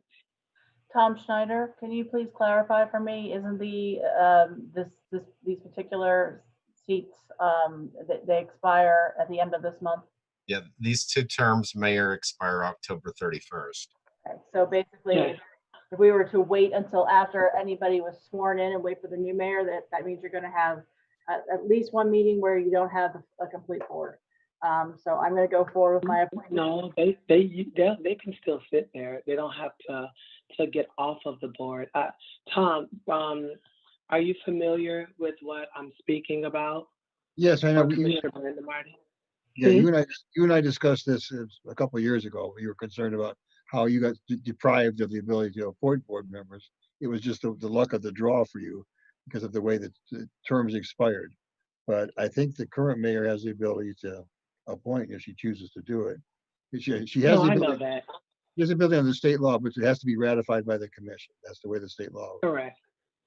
No, I was speaking more so of the situation that it happened. Now, I know she has the ability, or the mayor has the ability to appoint whomever, but I think I was asking, I guess, Tom Schneider, but Luis was here at that time. What had happened, I don't know, in 2016, when those 2 appointments were made early before they expired, which in turn, forced it to be how it is now. That's all I was saying. Okay, well, the person I want to appoint is I'd like to reappoint Ruth White. So do I have a motion to do so? Commissioner Harris, I can't hear you. You're muted. I can't unmute him. Make a motion to approve the appointment of Ruth White. I'll second. Call the roll. Commissioner Brandon Mark, Yes. Commissioner Harris, Yes. Commissioner James, No. Vice Mayor Odman, Yes. Mayor Llewellyn. Yes. Motion carries 4-1. Thank you. Does anybody have anybody for General Employees Pension Board that they want to appoint? Vice Mayor, how about Green Advisory Board? No, I have no board members. Okay. Administrative reports, City Manager. Yes, good evening, Mayor, Vice Mayor, Commissioners, City team, and those residents that are watching at home. As you know, for 7.5 months, we've had our finger on the pulse of all things COVID. Back on March 12th, I signed our Cities First Ever telework policy. And one of the things that I've always reiterated, that we may have a plan A, but we will always be ready to shift gears as the safety of our residents and our employees who are delivering those key services to our residents and our local businesses are the most important things to us, to all of us. and you all have been extremely supportive. In light of the uptick in COVID and what has occurred in municipality right next door in the city of Fort Lauderdale, we were ready to go for next Monday. We'd like to shift gears, and many of you have called me today, and revisit this game plan. To open on November the 30th would be the Monday after after Thanksgiving, rather than opening next Monday. We currently have some folks that are not feeling well, waiting for test results, as I've spoken to many of you. So this, even though we're ready, we're shifting those gears because we're very much concerned. So that would be our new game plan, to take a look at where we're at as a city and as a county on November the 30th. Additionally, we've opened Parks and Rec at 50% capacity in all our city parks. They've been actually under 30%. We have our Parks and Recreation Director and his team working very closely with the local Parks and Rec and other municipalities. So we would be ready, not to wait for an outbreak, but any signs that we see. And we're using this time for people that really need to have their kids in an after-school program to educate those kids and ensure that we have all measures from temperatures to the 6 feet separation and all things that give us the guidance through CDC. Additionally, we wanted to let you know that all 40 signs that have been put out there have been fully landscaped, as will this new one that we will be putting. We are waiting for the surveyors to give us the thumbs up in regards to where the placement of the sign on Dania Beach Boulevard is going to be. Basically, our entire city team has been working around the clock this weekend. Kudos to Dinzer, Deputy Director, Director Rodriguez, the rest of the team, Candido Sosa Cruz. And we're ready to face every challenge, and we're thankful to the staff, and thank you to all of you for your ongoing support. So that concludes my report. Thank you. Thank you, Commissioner Brandemart. City Manager, could you have somebody look into the sign that's at IT Parker? I think it's a solar sign. Is it solar? And the sun comes up in the east and goes down in the west, and the solar panel is facing in the wrong directions, is what I'm hearing. And so it's never lit. We're going to take a look at that. I think earlier today, Commissioner, solar is a very sexy thing to talk about, but a lot of the things that we've been seeing with the assessment of some of the solar that were installed is the battery, the placement, and we will revisit all that. And I just added IT to my list. Parkers. Yeah. Thank you. Thank you.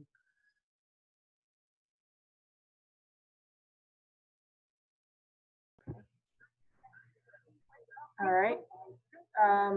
City Attorney? I do have a matter that unfortunately is a CRA matter, and of course we're not meeting as a CRA, but I want to propose it just to save time, since you don't meet as a CRA board until November 10th. I've sent the contract out that I drafted to all of you. I heard back from three of you, I think, and you had proposed when I asked for the term of a 1-year term. However, Linda Gonzalez, the HR director, points out, and I don't recall this, but she's clear that she recalls, that at the Saturday meeting when you selected the gentleman, I think something was mentioned that it would be a 2-year term, and that's what was communicated to him. He has since resigned from his employment at Fort Lauderdale, and he has, I believe, an expectation that it's a 2-year term. So we can discuss this at November 10th if you wish, but I wanted to get the contract out to him for review. And I wanted to see if there's at least a consensus, not an official action, as to what term you wish to have me put in the contract before I send it to him. I'm sorry for the glitch. I'm okay with a 2-year term. Okay. Tom, is there a way that you could say a review? Well, again, it's a term. It's really, it's 1 year or 2 years. Okay, I'm Right. with whatever you all want. Well, if it's 2, I think it's already been represented to him, whether we meant that or not. I think she said she told you all. I don't remember, but she's adamant and remembers from the tape minutes that it said 2. So I would propose 2. The point is, you would have the ability at any time to terminate without cause if you choose to, and you would get 12-week severance. I know. Okay, so it's 2 Okay. years acceptable to people, so I can send it out. Fine with me. Okay. Fine with me. Okay, Fine with thank you me. all. I appreciate it very much. Thank you. That's all. Thank you, Tom. Yep, thank you. City Clerk? Upcoming meetings, Tuesday, November 10th at 5:30 is your CRA board meeting, followed by your regular city commission meeting at 7 p.m. Then on Monday, November 16 at 6 p.m. is your organization meeting. That's all. Thank you very much, and we are adjourned. Thank you.